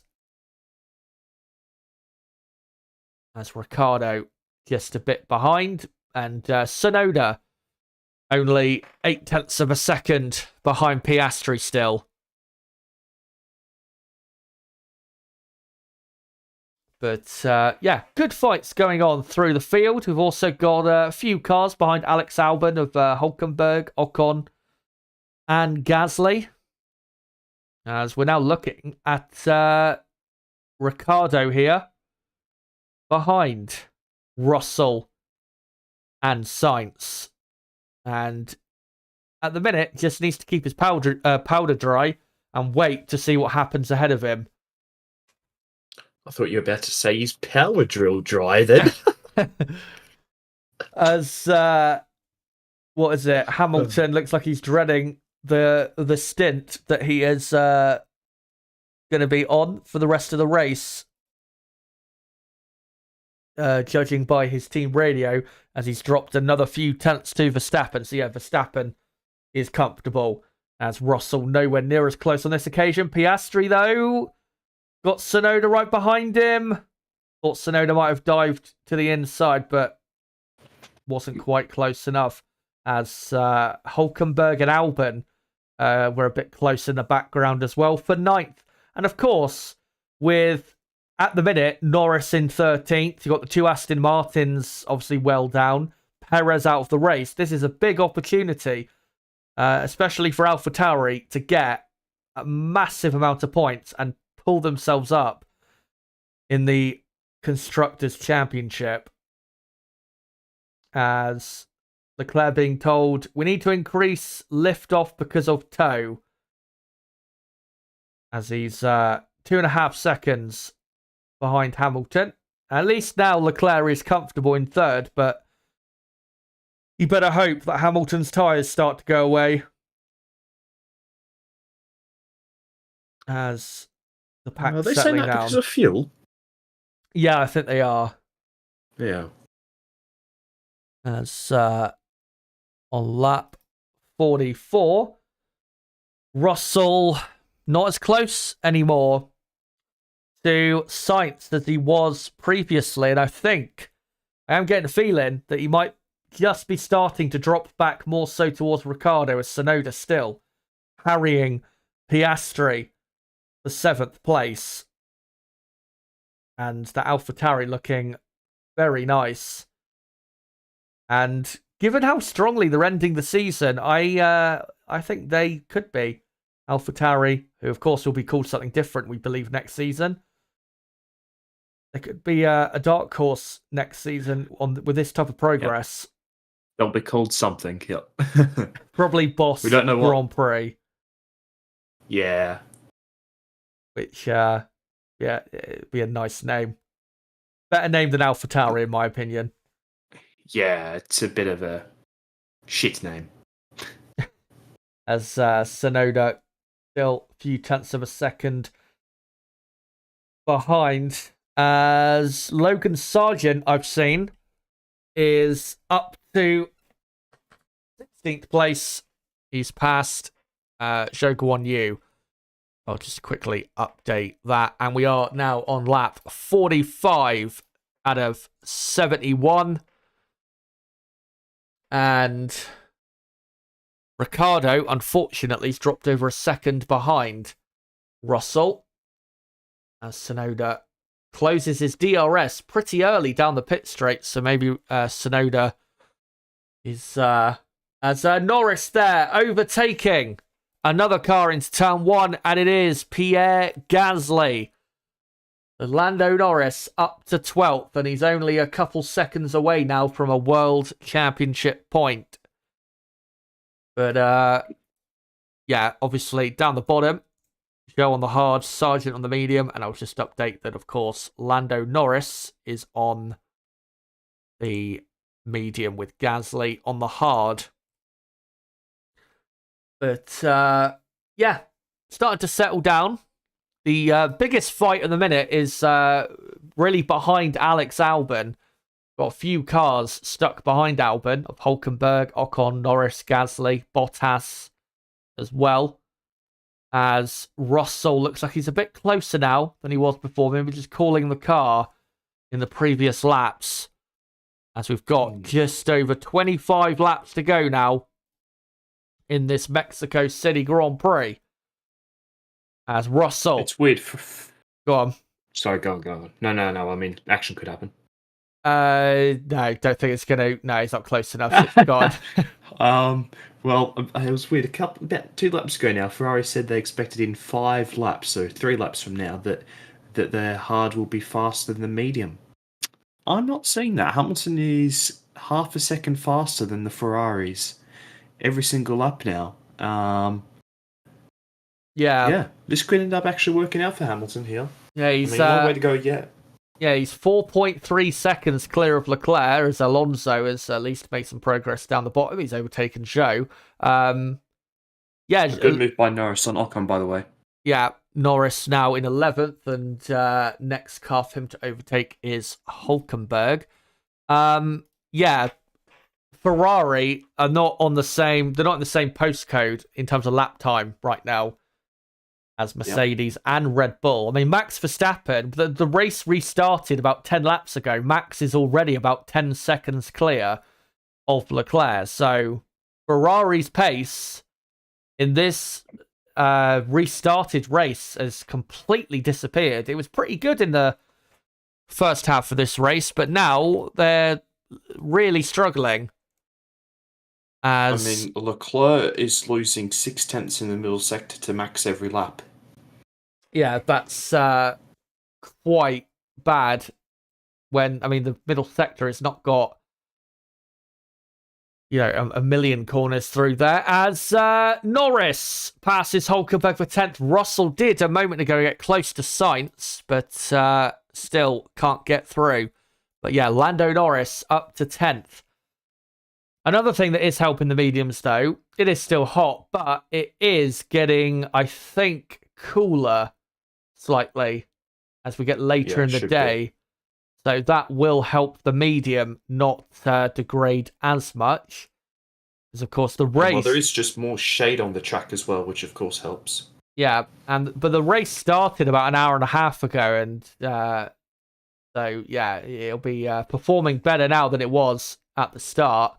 As Russell complaining that Sainz was moving under braking, which not quite sure it was a clear-cut case of that, as Hamilton now 5 seconds clear of Leclerc. So Leclerc still struggling in 3rd place. They need to put Leclerc's old front wing on or something. Yeah, I had no idea why Ferrari are so slow. As Russell is closer this time. Down to turn 1, gets right in the slipstream. He's still not close enough, but he's still going to brake as late as he can, but it's not enough. But, yeah, that Ferrari straight line speed helping a lot. As Piastri and Tsunoda side by side through turn 2 and 3. As Alonso pits, I think Alonso's got an issue. And Tsunoda up to turn 4. Can he go round the outside of Piastri? No. Piastri keeps the position, but Tsunoda looking very strong still. And yeah, Alonso, retire the car. Oh, God. My throat absolutely dying there. Alonso, has been told to retire the car. I had a feeling a long time ago that car, something was wrong with it. And they've surely found the same. And yes, Tsunoda went round the outside of turn 1 and off. Made contact with Piastri, but it was luckily, I think, more tyre to tyre just about, or tyre to rear floor. But just good. Even though there was contact there, I don't think anyone was to blame there. Just good, hard racing between the two. Yeah. As Russell still close. And Hamilton had a really poor lap on that last lap. Yeah, as Tsunoda and Piastri have collided at turn 1, and Tsunoda goes spinning round. Piastri looks like he's okay. He continues on, and Tsunoda punching the steering wheel. It looked to me like he did a bit of what Perez did on the first lap.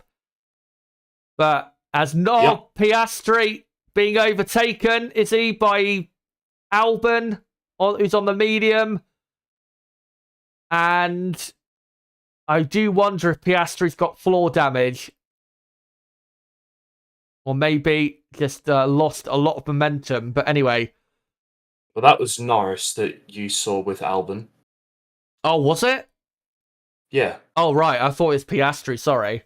Good one, Crofty. As Tsunoda there, replay of the contact. And yeah, to me, it looks like the same thing as Perez earlier. He got alongside, for some reason, came over towards more of the inside of the corner. I don't know why he did that. And he's cost himself, Tsunoda, a few points probably in this race, because he's now down in 16th place. So awful from Tsunoda.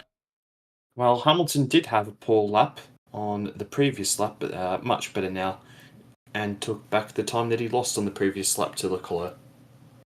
Yeah, he's about just over 5 seconds clear of Leclerc. So, Tsunoda down to 16th. Lando Norris is now in 8th place. Albon is 9th. Hülkenberg 10th. And then Ocon 11th. Gasly, of course, now 12th. And then you've got Bottas 13th. Stroll 14th. Sargent 15th. Tsunoda in 16th. Hopefully he doesn't have too much damage. I fear that he may. And of course, Fernando Alonso, let me just quickly do it. Alonso out of the race, and he's only 12 points clear of Carlos Sainz in the championship in 4th place. At the minute, because Carlos Sainz, of course, has won a race this season, and Sainz currently in 4th, he will go level on points, but ahead of Alonso in the championship. But it is Verstappen leading by 8.5 seconds. He is long gone. Hamilton second, still pulling away from Leclerc. Leclerc third, Sainz fourth. Sainz, though, over a second clear now of Russell. And Ricciardo looks closer to Russell now than he did a couple laps ago. And then you've got Piastri 7th, Norris 8th, Albon 9th, Hülkenberg 10th. Then there is still 20 laps to go and plenty of drivers out there still racing like their life depends on it. So still plenty left to happen here, as Hülkenberg has got quite the train of cars behind him. Ocon, Gasly, Bottas and Stroll. And Bottas looking like he's very eager to get past Pierre Gasly. We'll see what happens with that in a moment. But Hamilton's had another poor lap here, Chaz. Yeah, he's dropped under 5 seconds now. But as we're on lap 52, and Ferrari better hope that those mediums start to go off. For Russell, it seems like they are, because Russell is 1.7 seconds behind Sainz. So for one Mercedes it is, but we haven't quite seen that consistently yet for Lewis Hamilton. Yeah, it's just really weird. Like, most of the time, Hamilton's made about 4/10 off Verstappen, and that lap he lost 1.3 seconds, so 1.2 seconds.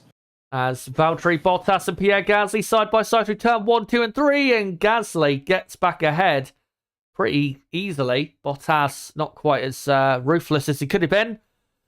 As Bottas takes the outside line for turn 4. Gasly hits the visor cam. Does he keep the position? Yes, he does. Gasly still in P12.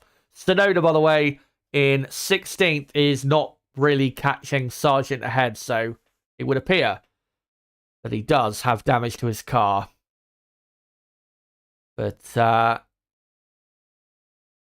yeah, the only battle really to look out for is if the tyres on the Mercedes cars go off, then we could get some interesting things happening. But on this lap, Leclerc has not really been that much quicker, if at all.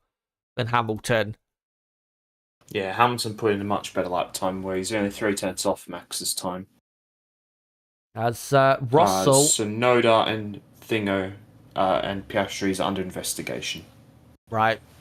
Well, if anyone's going to get a penalty there, it should be Sonoda, because Piastri did nothing wrong. As Gasly in the background having to defend again from Valtteri Bottas. As Ocon and Hulkenberg just ahead, close in the fight for 10th. Of course, Haas need every point they can, especially with AlphaTauri at the minute heading for 8 points. As AlphaTauri telling Sonoda, "You're faster than the cars in front." Sonoda responding, "I don't need any more information. I don't need anything." Obviously said it a lot louder and more violently than I did. As Stroll right on the back of Bottas. Any guesses who's the second fastest driver on track at the moment? Ricciardo? Lando Norris. Yeah, and he is he's pulled very far clear very quickly of Alexander Albon, already 5.5 seconds up the road, and he's only pretty much 1.5 seconds behind Piastri, and that will get interesting between those two. As you can Ocon radio, you can say to Haas, I didn't quite see what it said there. I think that was Ocon complaining for no good reason. As he's going to try and pass Hulkenberg now, but Hulkenberg stays ahead.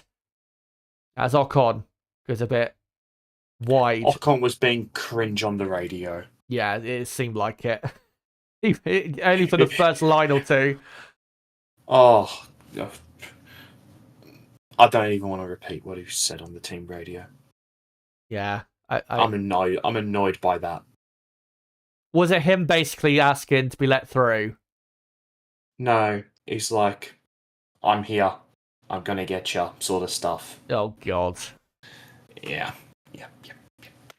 As we're on lap 55, and Norris is continuing to catch Piastri. He's now briefly 1.3 seconds behind. It's gone up a bit. 1.5. As Max Verstappen, I am amazed at how quick he's been in this race. 11 seconds clear of Hamilton, and 16 seconds clear of Leclerc in 20 laps when they started alongside each other. Or less than 20 laps. It is incredible how quick he is out there. And the consistency. Yeah. It's unbelievable. Well, it was, of course, it was this race last year where he displayed that superbly, where he was basically doing the same lap time for like 20 laps in a row. I must say, it's not like that today, but it's still mightily impressive what he's doing. Yeah, and he is just over 15 laps away from taking his 5th win in Mexico. Quite incredible. He's won every race here since 2017, except for obviously 2019, which really he should have won if he didn't put his foot in it that weekend and admit that I think he admitted after the qualifying that he did speeding under yellow flags, and that's what got him relegated from pole and unravelled his weekend. But he's a lot more grown up now, and that's why he's thrashing the field. As we do have 15 laps to go. Of course, remember, guys, I'll be sticking around after the race for a few minutes to do a reaction to the race. And make sure to let me know in the chat who your driver of the day is. I'm not quite sure who I'll go for yet. As, Lando Norris clipping the inside sausage curb of turn 1, and looks like debris flew up. But Piastri looks like he's really struggling. And Piastri lets him go, which is very fair, I have to say. And Lando is definitely quicker. Let's see if he can catch Ricciardo. So Lando Norris up to 7th. And Lando was actually on Friday. He had the best long run pace of anyone on Friday. So that's what made qualifying yesterday so gutting, because imagine if he was on the front row of the grid.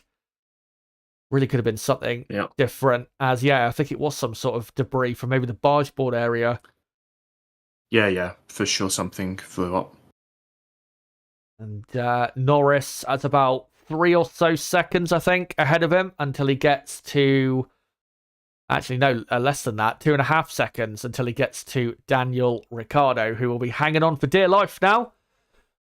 Because if it finishes the way it is, AlphaTauri will climb 2 positions in the championship up to 8th. And Ricciardo, of course, will go quite a few positions higher in the championship. He is still 22nd in the championship, so if he finishes 6th, he'll probably go up to 15th or something like that. As all Sargent, sorry, I thought he was going to get squeezed into the wall by Stroll. What is Stroll doing? I have no idea. Anyone, go on. As the Ferraris have now started to lift their pace over the last couple of laps, both setting green lap times in some of the sectors here. So perhaps now Ferrari will start to come back towards Hamilton, but it's probably a bit too late, isn't it? Yeah, another 14 laps to go now, and Leclerc is 5 seconds behind, so he needs to catch him at what? Half a second a lap, really. But the gap has gone up to 5 seconds and it hasn't really come down. So, yeah, I think Hamilton, he's got second place here, to be honest. Unless the tyres hit the cliff, I think he's fine. That's Logan Sargent asking, what is this guy doing? This guy being Lance Stroll. Not the first drive, and he won't be the last to say that. As he says, Sargent, that's too much moving on the brakes. The reason Logan is quick is because he's on the medium tyre.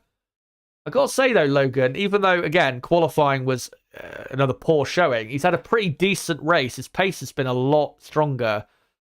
And he was, I think, before the first round of pit stops, he wasn't that far behind his teammates. So he is getting better.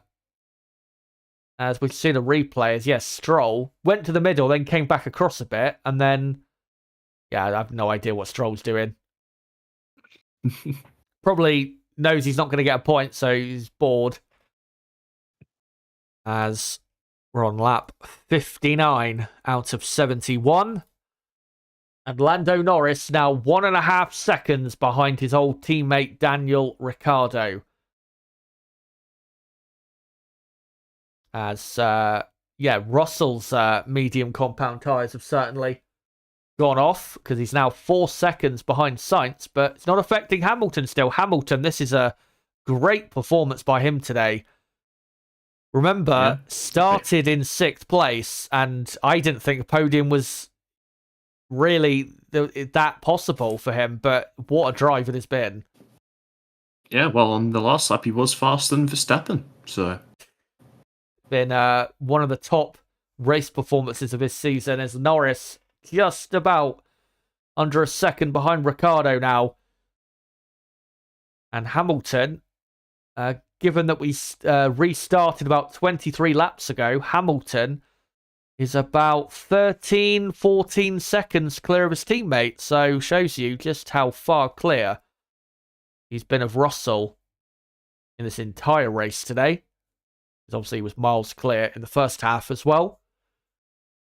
And, as it stands, Lewis Hamilton will cut the gap down to Perez to 21 points with 3 races to go after this race, plus a sprint race next weekend in Sao Paulo. So it's very much possible that he can finish second, which would be a great result from a very difficult season, as Daniel Ricciardo now has Norris right on his tail.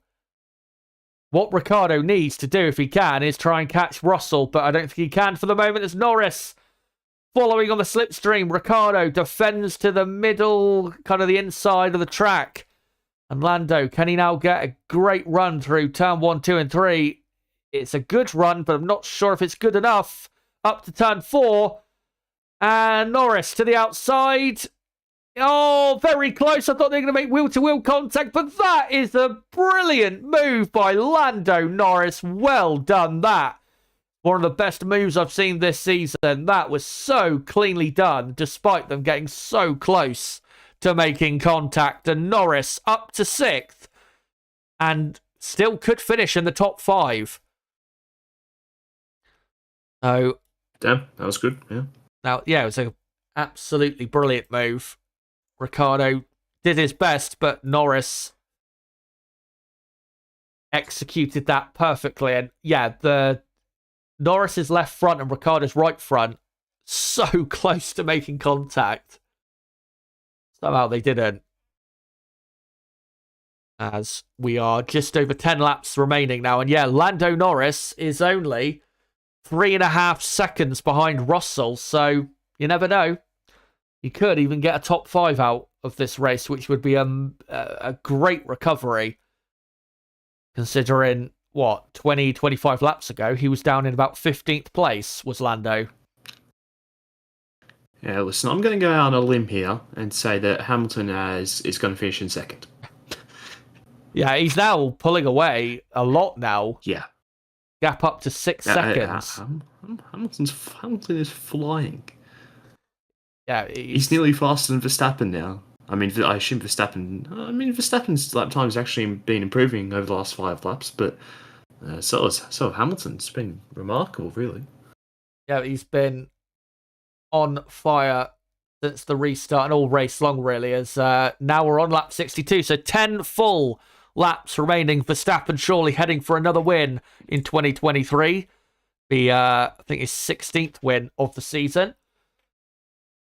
As oh god, my TV's about to turn off. Let me quickly hold on. I just have to turn it off and turn it back on again. So because it's not been in operation for a while. Yeah, we've all been there. So they were just showing on the broadcast the fight for a 10th place, which is Hülkenberg in 10th, and then the two Alpines desperately trying to get a point. Alpine don't really need a point, but obviously they want to get the best result they can. As Ocon down to turn 1. Can he pass Hülkenberg? He's just not gaining enough. That Alpine is so slow in a straight line. Actually, I remember getting... I'm on Hülkenberg. I remember getting into the data from qualifying, and the Alpine down the straight, the pit straight, was almost 10 kilometers an hour slower than the Haas, which is absolutely enormous, and was actually AlphaTauri had the best top speed with Ricciardo, as Ocon is desperately trying to get past. That's because Tsunoda was giving a slipstream, right? Yeah, well, I think even Tsunoda's top speed was pretty decent, as Hülkenberg doing a great job in 10th place. And yeah, this is really, at the minute, the only fight going on. Norris is catching Russell, though. Gap has gone down from 3.5 seconds now to about 2 seconds. So he could do it, Lando. He could take 5th. 4th place is not going to be available to him. That's too much work to do. But yeah, 5th place is doable. As Ocon trying once again pass Hülkenberg, but he can't do so. I like to think with Ocon that he's basically just a younger version of Hülkenberg, but Hülkenberg showing better here. Whoa. That's disrespectful to Hülkenberg. Come on, man. As Max on lap 64 of 71. At least Hulkenberg was doing this for P4 and not for P10. True. Yeah. As Max is now 13 seconds clear of Hamilton. I think either Hamilton is absolutely on one, or Ferrari have given up, because Leclerc is about 7 seconds behind Hamilton now. So Hamilton, yeah, he's going to finish in second place. As according to AWS, Lando Norris will be on Russell's tail in 2 laps. McLaren saying on the radio, "We know what Russell is like. He's all or nothing. So you just have patience with him." That's interesting that they're telling him that. I thought they would leave him to it, because obviously Lando has experience of racing Russell from Junior Formula. As, of course, they were side by side a lot in F2 about 5 years ago. They haven't really, met each other much on the actual racetrack, because obviously they've been in totally different cars. But you have to say, at least in 2023, Norris, the better driver than George Russell, as Max has begun lap 65. And Lando is now 1.2 seconds behind as they begin lap 65. So yeah, by the start of lap 66, surely Lando going to start having a proper go at the back of Russell. As Ricciardo, by the way, in 7th, 2.5 seconds clear of Piastri. I think Ricciardo will be fine to finish in 7th, which will still take AlphaTauri up to 8th in the championship, I think. So it's still all good for Ricciardo and team. Yeah, Ricciardo faster than Piastri, slower than Lando, of course. So they should be comfortable in P7, which is where I said he was going to finish. Yeah. Look at me go! I'm on fire. As Norris just under a second behind now. And let's see how much he gains in the middle sector. To me, it looks like he's gaining the most in the slow speed corners, is Lando. As does he get the DRS? No, not yet. And we'll see what he gains through the final sector. But yeah, gains a tenth or so, couple tenths in the final sector. He should be now having DRS activators. Russell has a little wiggle out of the final corner. And Lando Norris has the DRS activated. And the McLaren, pretty quick in the slipstream. A lot quicker than I expected. And he gains quite a few tenths on Russell. Of course, both Mercedes powered. As Norris, not going to be close enough into turn 4. But we have seen with Russell, half the time, he can go side by side with people and he'll be just fine. But the other half the time, he can be quite clumsy. As Esteban Ocon, I think finally has passed Hulkenberg for 10th. Yes, he has. So Ocon is into the top 10. And surely Hulkenberg will fall apart now, because he's been desperately hanging on for that final point. Oh, Esty Bestie. I will admit that nickname is so cringe. It is. I don't like seeing it, to be honest. I'll say no more. As Ocon, yeah, simply overtaking Hulkenberg. Hulkenberg didn't even really defend, as I think they're barely getting to the end here on their tyres. Of course, Hulkenberg on the mediums. And Gasly, I think, is about to overtake Hulkenberg, and he does, as Norris tries to go for a move on Russell. Russell defends late.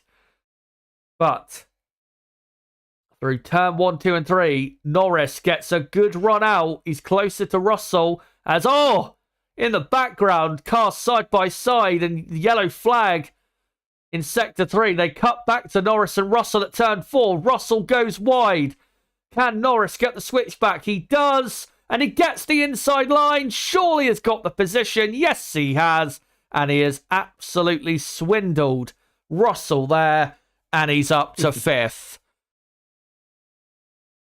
But, yeah, something has happened. Stroll, I think it is, has had some sort of collision or something. He's now in the pit lane. He's had a happening. As Gasly up to 11th. And here we go. So, Sargent was right on his tail. And then Bottas. Right, so Stroll's tried to overtake Bottas. And then Bottas has clipped his rear tyre and spun him round into the next, the final corner before the final corner. Yeah, that's going to be probably a penalty for Bottas. The cars are just too. The cars are too big to go side by side through there. It's not really possible. Yeah. So yeah, Stroll now to the back, and well, may as well just retire the car because he's out, basically.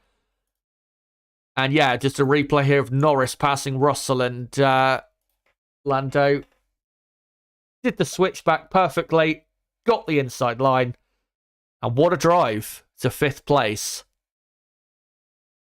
As McLaren mechanics applaud. And yeah, Lance Stroll retiring Aston Martin season. I don't think at this point can it get any worse.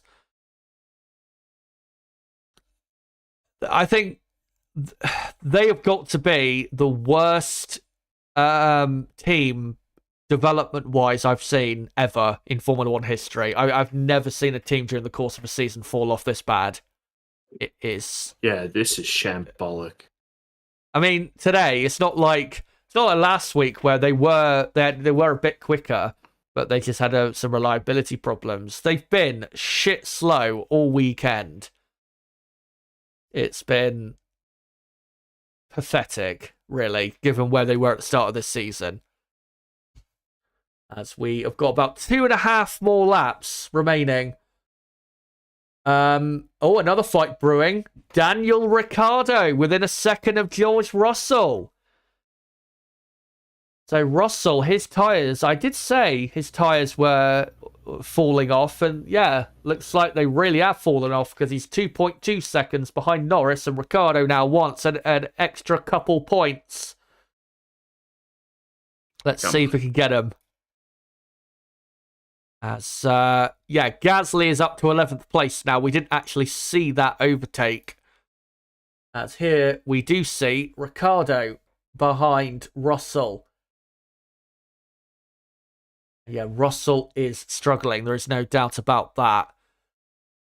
As Hulkenberg in 12th is on the medium, and then Sargent I need to promote up to 13th because he's also on the medium. Bottas is actually down in 15th place.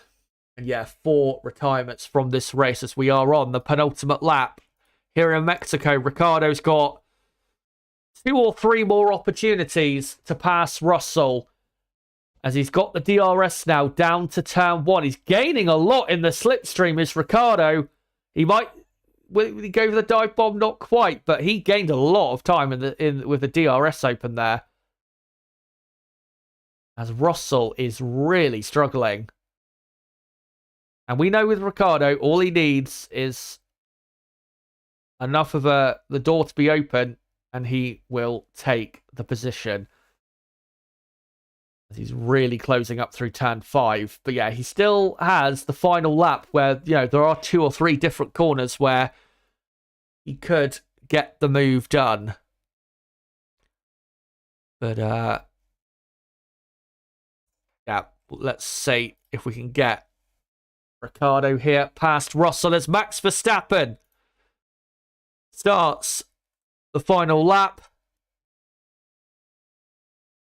And we're now going to see, I think in a few moments, whether Ricciardo can get Russell. Needs to be about 6 to 7 tenths at most behind Russell as they exit the final corner. As Sargent up to 12th, passing Hulkenberg. Great performance here by Logan. And Russell, he might be in trouble here as they come down to turn 1. DRS open for Ricciardo. Will he send it?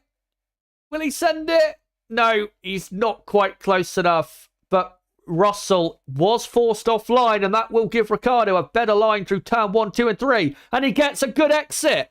Ricciardo. Oh, why have you cut away? What are you doing? Oh my God, that is so bad. They've cut away. Someone at F1 needs to get fucking fired. What the fuck is wrong with them? As Russell and Ricciardo were side by side, but it doesn't matter because Max Verstappen wins the Mexico City Grand Prix and he wins in Mexico for the 5th time in his Formula One career and wins, I think, for the 16th time in 2023. Lewis Hamilton finishes second and gets the fastest lap. What a race from Hamilton. And then it will be Leclerc 3rd, Sainz in 4th, Norris 5th. And it would have been exciting to see if Ricciardo was going to hold on to 6th. But, well, we already know by the timing screens, Russell will hold on to 6th ahead of Ricciardo. What a performance by Ricciardo this weekend. And let's hope he keeps this up in the final 3 races. He comes home in 7th. 8th, Oscar Piastri. 9th, Alex Albon. 10th, Esteban Ocon. And then Gasly 11th, Sargent 12th, Tsunoda 13th, Hulkenberg 14th, Bottas 15th, Zhou 16th. And your 4 retirements, the 2 Aston Martins of Stroll and Alonso, the Haas of Kevin Magnussen, and the Red Bull of Sergio Perez. So there you go. That is the race over and done with. Nib, though, how bad was that cutting away from the Russell and Ricciardo? No yeah. words. Yeah. Yeah, I was even thinking at the time, like, you know, is it like written into whatever contract that they absolutely have to show the winner crossing? Have to show the stadium section. Yeah, something like with all the that. fans. Yeah. That's not what we wanted to see. They were side by side going into turn 4. We saw they were like separated by 300 per second. But no, we have to watch Max touring through the stadium on the final lap. For his fucking 16th win of the season. Like, come on. Great final lap by Hamilton, by the way, to Sebastian Vettel, the fastest lap there. Yeah, as for some reason, Logan Sargent, I'd like to see what happened down the field, because Sargent, he went up to 12th, but he's ended up in 16th place, so I have no idea what's happened at the end there. But Hulkenberg, he dropped a couple positions, and then Sargent, for some reason, apparently Sargent is in the pit lane. I have no idea what's happened. Yeah, Hulkenberg's tyres just died, man. Yeah. As... yeah, Max Verstappen, your winner. But, Nib, another win for Verstappen. But what are your thoughts on that race? How good would you say it was compared to our usual races here in Mexico? It was pretty decent for a Mexican Grand Prix, to be fair, wasn't it? Like it. I mean, obviously the safety car and the red flag helped. But, yeah. It was fine. I'd probably give it a 5. Yeah, 5 or maybe a 6 at most. I'd probably give it a 6. But yeah, it was better than last year's race and even the year before, which is good. But yeah, Verstappen, of course, winning yet again. We've run out of things to say about him. Driver of the day is, I think, pretty hard. This is straightforward. Oh, no, really? I think it's straightforward. Yeah, I think it's Lando Norris. Yeah. The thing is, though, is obviously with a lot of the positions he gained, it definitely would have been obviously the car. But I think towards the end, yeah, a couple of those moves, I think, yeah. Yeah. I think and I'll set the poll up now. The options for me, Verstappen, of course, is one of them. Hamilton, though, I think definitely is a strong contender for driver of the day. Yeah, I mean, Hamilton would be second for me for driver of the day. I mean, he was going to be my driver of the day with 20 laps left, but yeah, I mean, Norris just put in a world-class final stint. Yeah, as he ended up miles clear of Leclerc. But yeah, I'll just do the poll quickly. So the options for driver of the day will be Max Verstappen, Lewis Hamilton, Lando Norris, and I'll put Daniel Ricciardo in there because his pace was very strong. And yeah, I thought he did absolutely very well today. So let me know, guys, who is your driver of the day for the Mexico City Grand Prix? I think I would go to Norris, but I wouldn't say he's by far the driver of the day because, yeah, Lewis Hamilton I thought was really special today. One of his best performances of the year. Ricciardo, okay, good performance. Who's being more biased than me with this Ricciardo vote? Well, the thing with what was it? With I know people may say with Ocon finishing 10th, well, he's gained a few positions, but I think the red flag was well timed, and I don't think there's any other really great drives out there. It was sad with Tsunoda. I think he possibly could have been driver of the day if he had passed Piastri and finished in say 8th place or 7th place, something like that. I think he probably would have gone down as driver of the day because, of course, he started 18th on the grid, did Yuki. But, yeah, I'd say Norris. But, yeah, Hamilton deserves a special shout-out, no doubt, about that. Right, are you going to... Do you want to stick around? Yeah, no, I'm going to head off. Yeah, I can hear the birds tweeting in the background, so I know it's very early in the morning there, and I know you're knackered. It's not even. It's like 9 o'clock. Like the birds just love making lots of noise in my bushes here. So, but yeah, cheers for coming on, mate. Do. Yeah, and of course I won't be on for the Brazilian Grand Prix as it is on at 4 or 5 a.m. So yeah, I won't be doing that, but I certainly will be on for the next Grand Prix in Vegas, where we're on at 5 p.m., which is in 3 weeks. Yeah. Right. And then, yeah, week after that is the final one in Abu Dhabi. But, yeah, cheers for coming on, mate. Again, I know it's, early time, and obviously I can tell that you're pretty knackered, so yeah, massive thank you to coming on. Well, you could tell when I first come on because yeah, I didn't have much time to get a little nap in before this, but I'm glad I actually did. Yeah, yeah, thanks for having me on. It's always a pleasure, and thanks to everyone in the chat, all the regulars that I see. I appreciate you all, and yeah, I hope you'll all have a good rest of your day. Cheers, mate. You too. Have a good one. See you, mate. Later, mate. I'll talk to you later. Bye-bye. Bye. Yeah, cheers for him coming on because I know he's been up for quite a while, and what I was going to say quickly before he went was, what do you call it? Another reason it's good he had that nap was because if he didn't, he probably would have fallen asleep during the red flag. And when was it? I think was it Suzuka? He fell asleep in the final 10 laps. I think that was because he'd been up for a ridiculous amount of time though.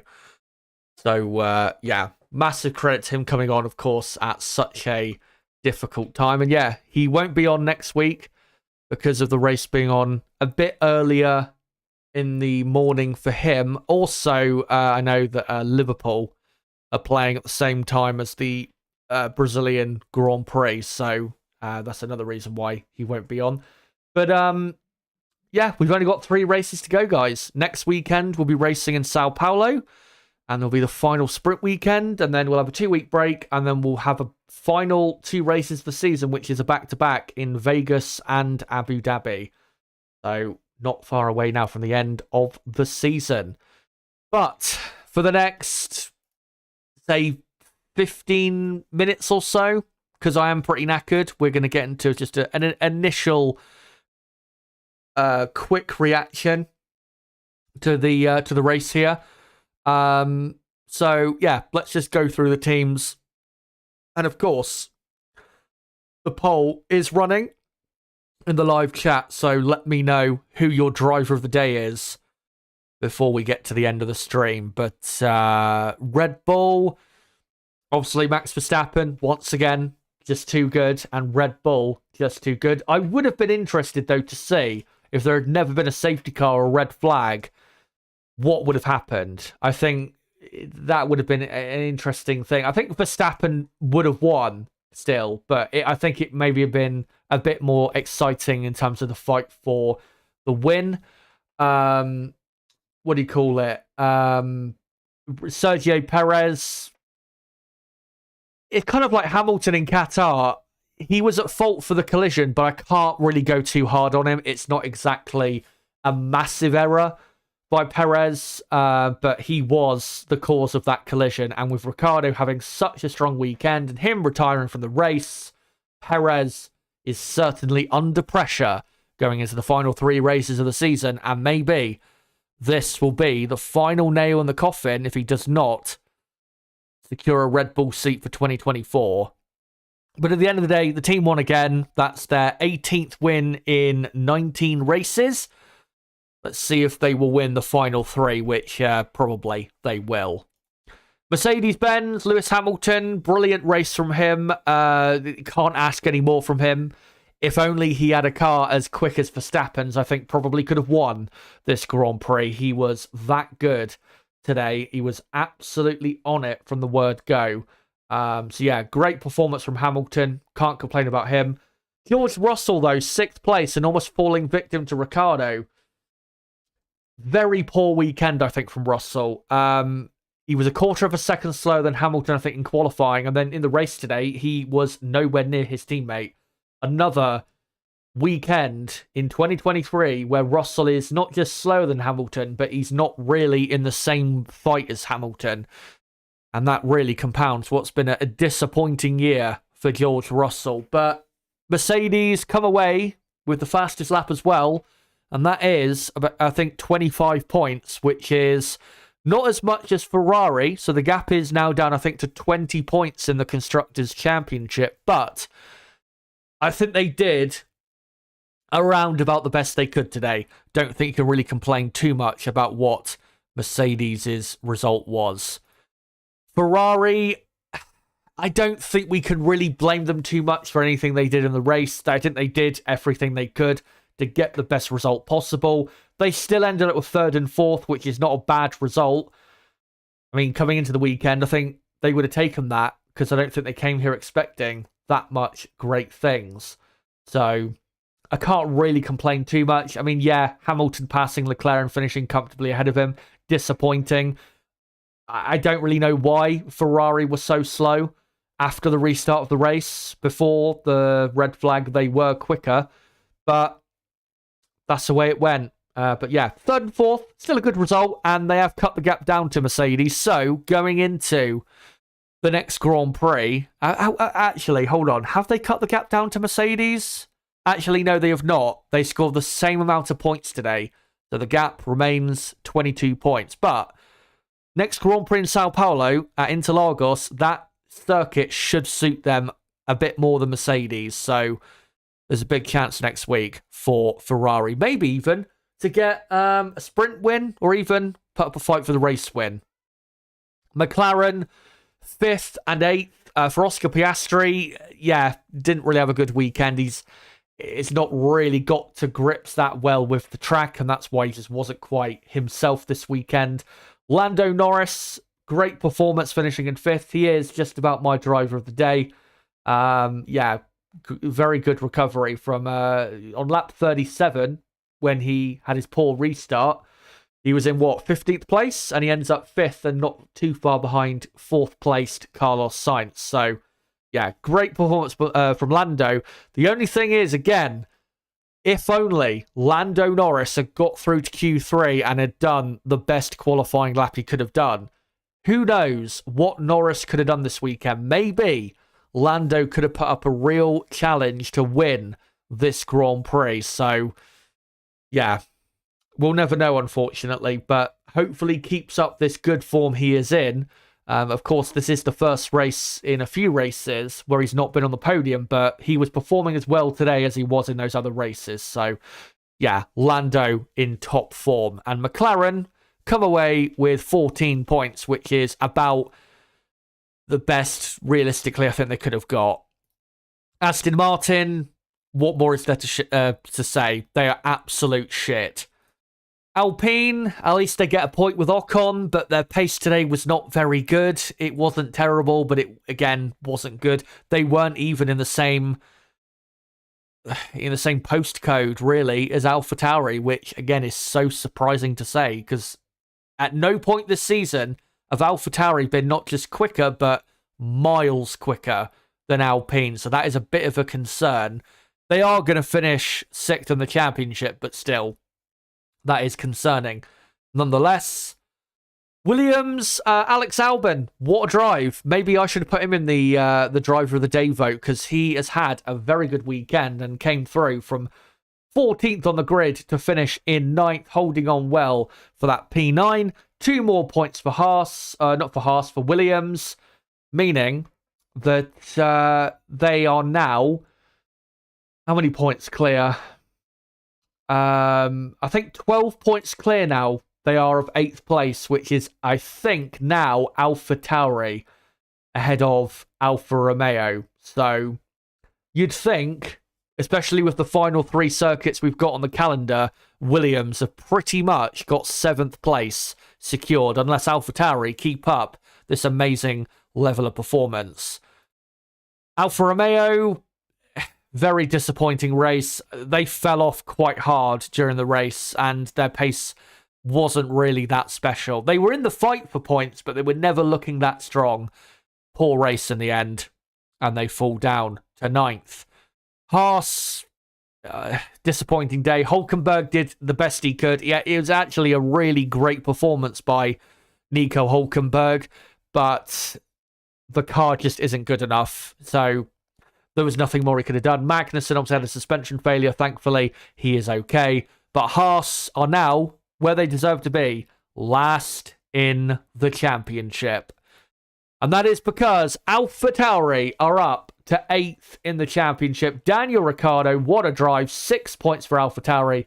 And AlphaTauri, I believe, are now 8th in the championship. Let me just fact check that.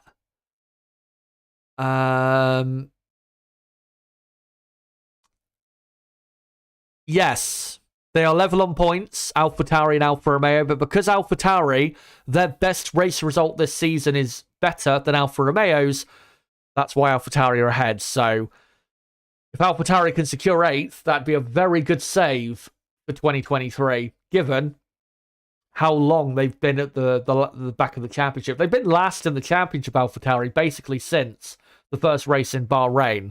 So it would be, again, a brilliant recovery for them. But yeah, Ricciardo, amazing drive. Tsunoda, a shame that he turned in on Piastri at turn 1, because he was heading for a great result as well, and that did cost the team a few extra points that could have maybe put them not too far behind the Williams team.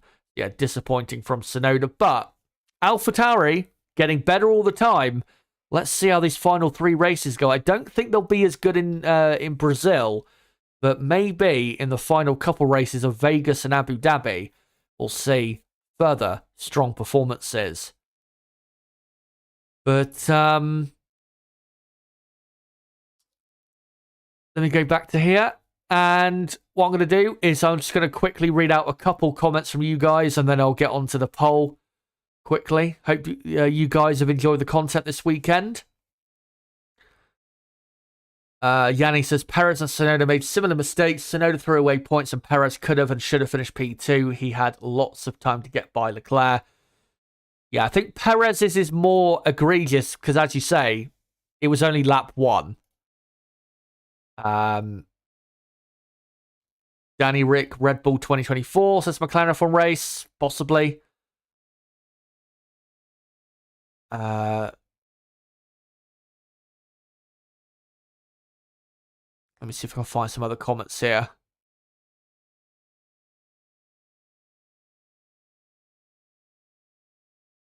Crystal Racing saying, and I actually saw this earlier, he took a quote from my race watch-along stream last year, where he says, last year, Chazza, quote, if it wasn't for you lot and I wasn't doing this stream, I wouldn't be watching this race.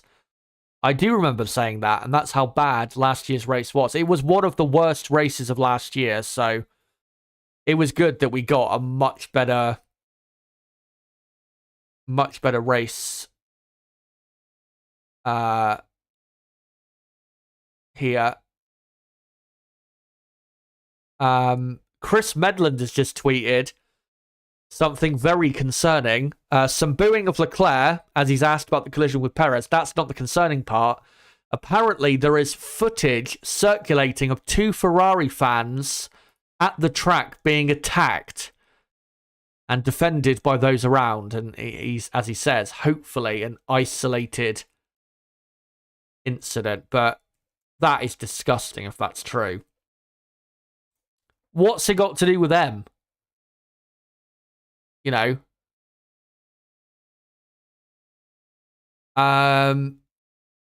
Chris Medland has just been told by F1 that the fan who attacked the Ferrari fans was ejected and given a life ban. Good.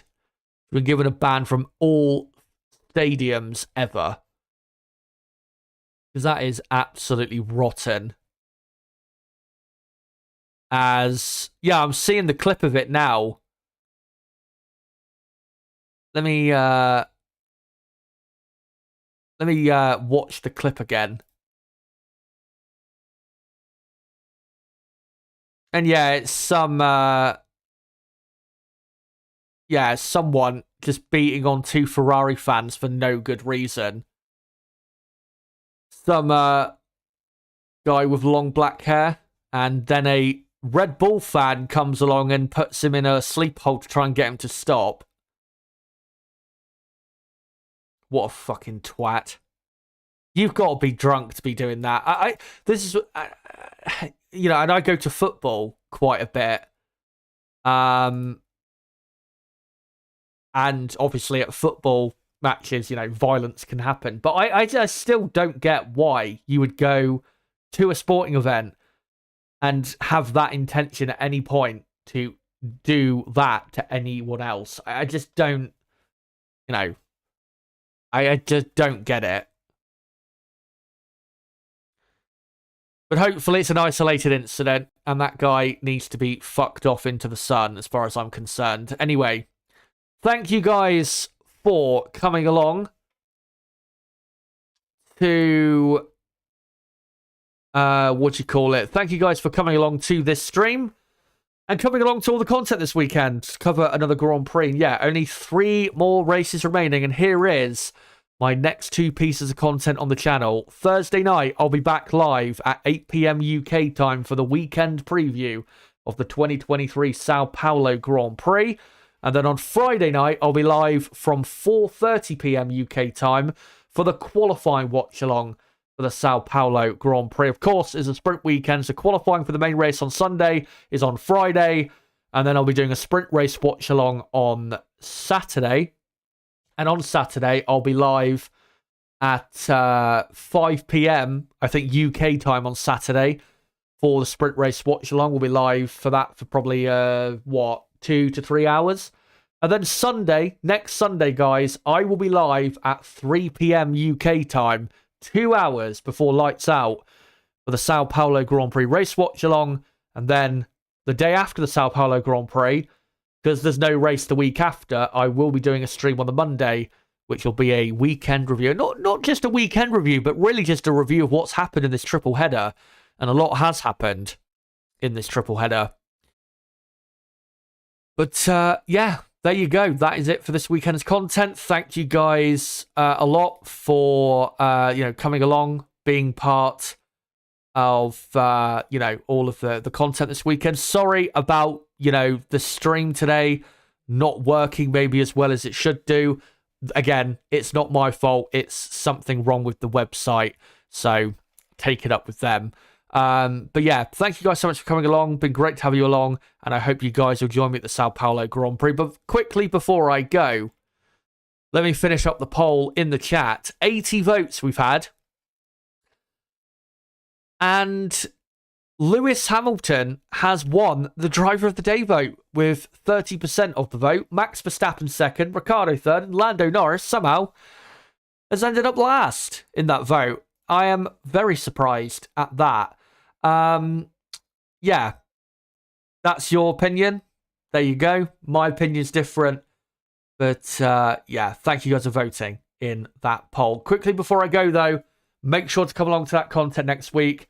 The Sao Paulo Grand Prix. Obviously, the races at Interlagos do tend to be a lot of the time very, very exciting. Last year was a clear case of that, where we had the best race of the season. Let's hope we get that again next week. If you are new to the channel, don't forget to subscribe for more content like this to keep bang up to date with everything that goes on in Formula 1. Of course, we do qualifying, race watch-alongs, weekend previews, weekend reviews, practice watch-alongs, all of that. So if you are new to the channel, don't forget to subscribe. Before you go as well, if you haven't already, hit that like button as well, because, of course, hitting the like button does help the channel in the algorithm. And as well, if you want to keep up to date with content on the channel, make sure to follow me on Twitter. ChazzaHD is on Twitter. And we have also the Discord server, link below in the description to that. Another great place to keep up to date with content updates that I will occasionally post, and also when I say that I'm going live and uploading videos and stuff like that. But guys, that is it for the Mexico City Grand Prix weekend. And until the Sao Paulo Grand Prix weekend preview that I'll be doing live here at 8 PM UK time on Thursday, it has been me, ChazzaHD. Goodbye.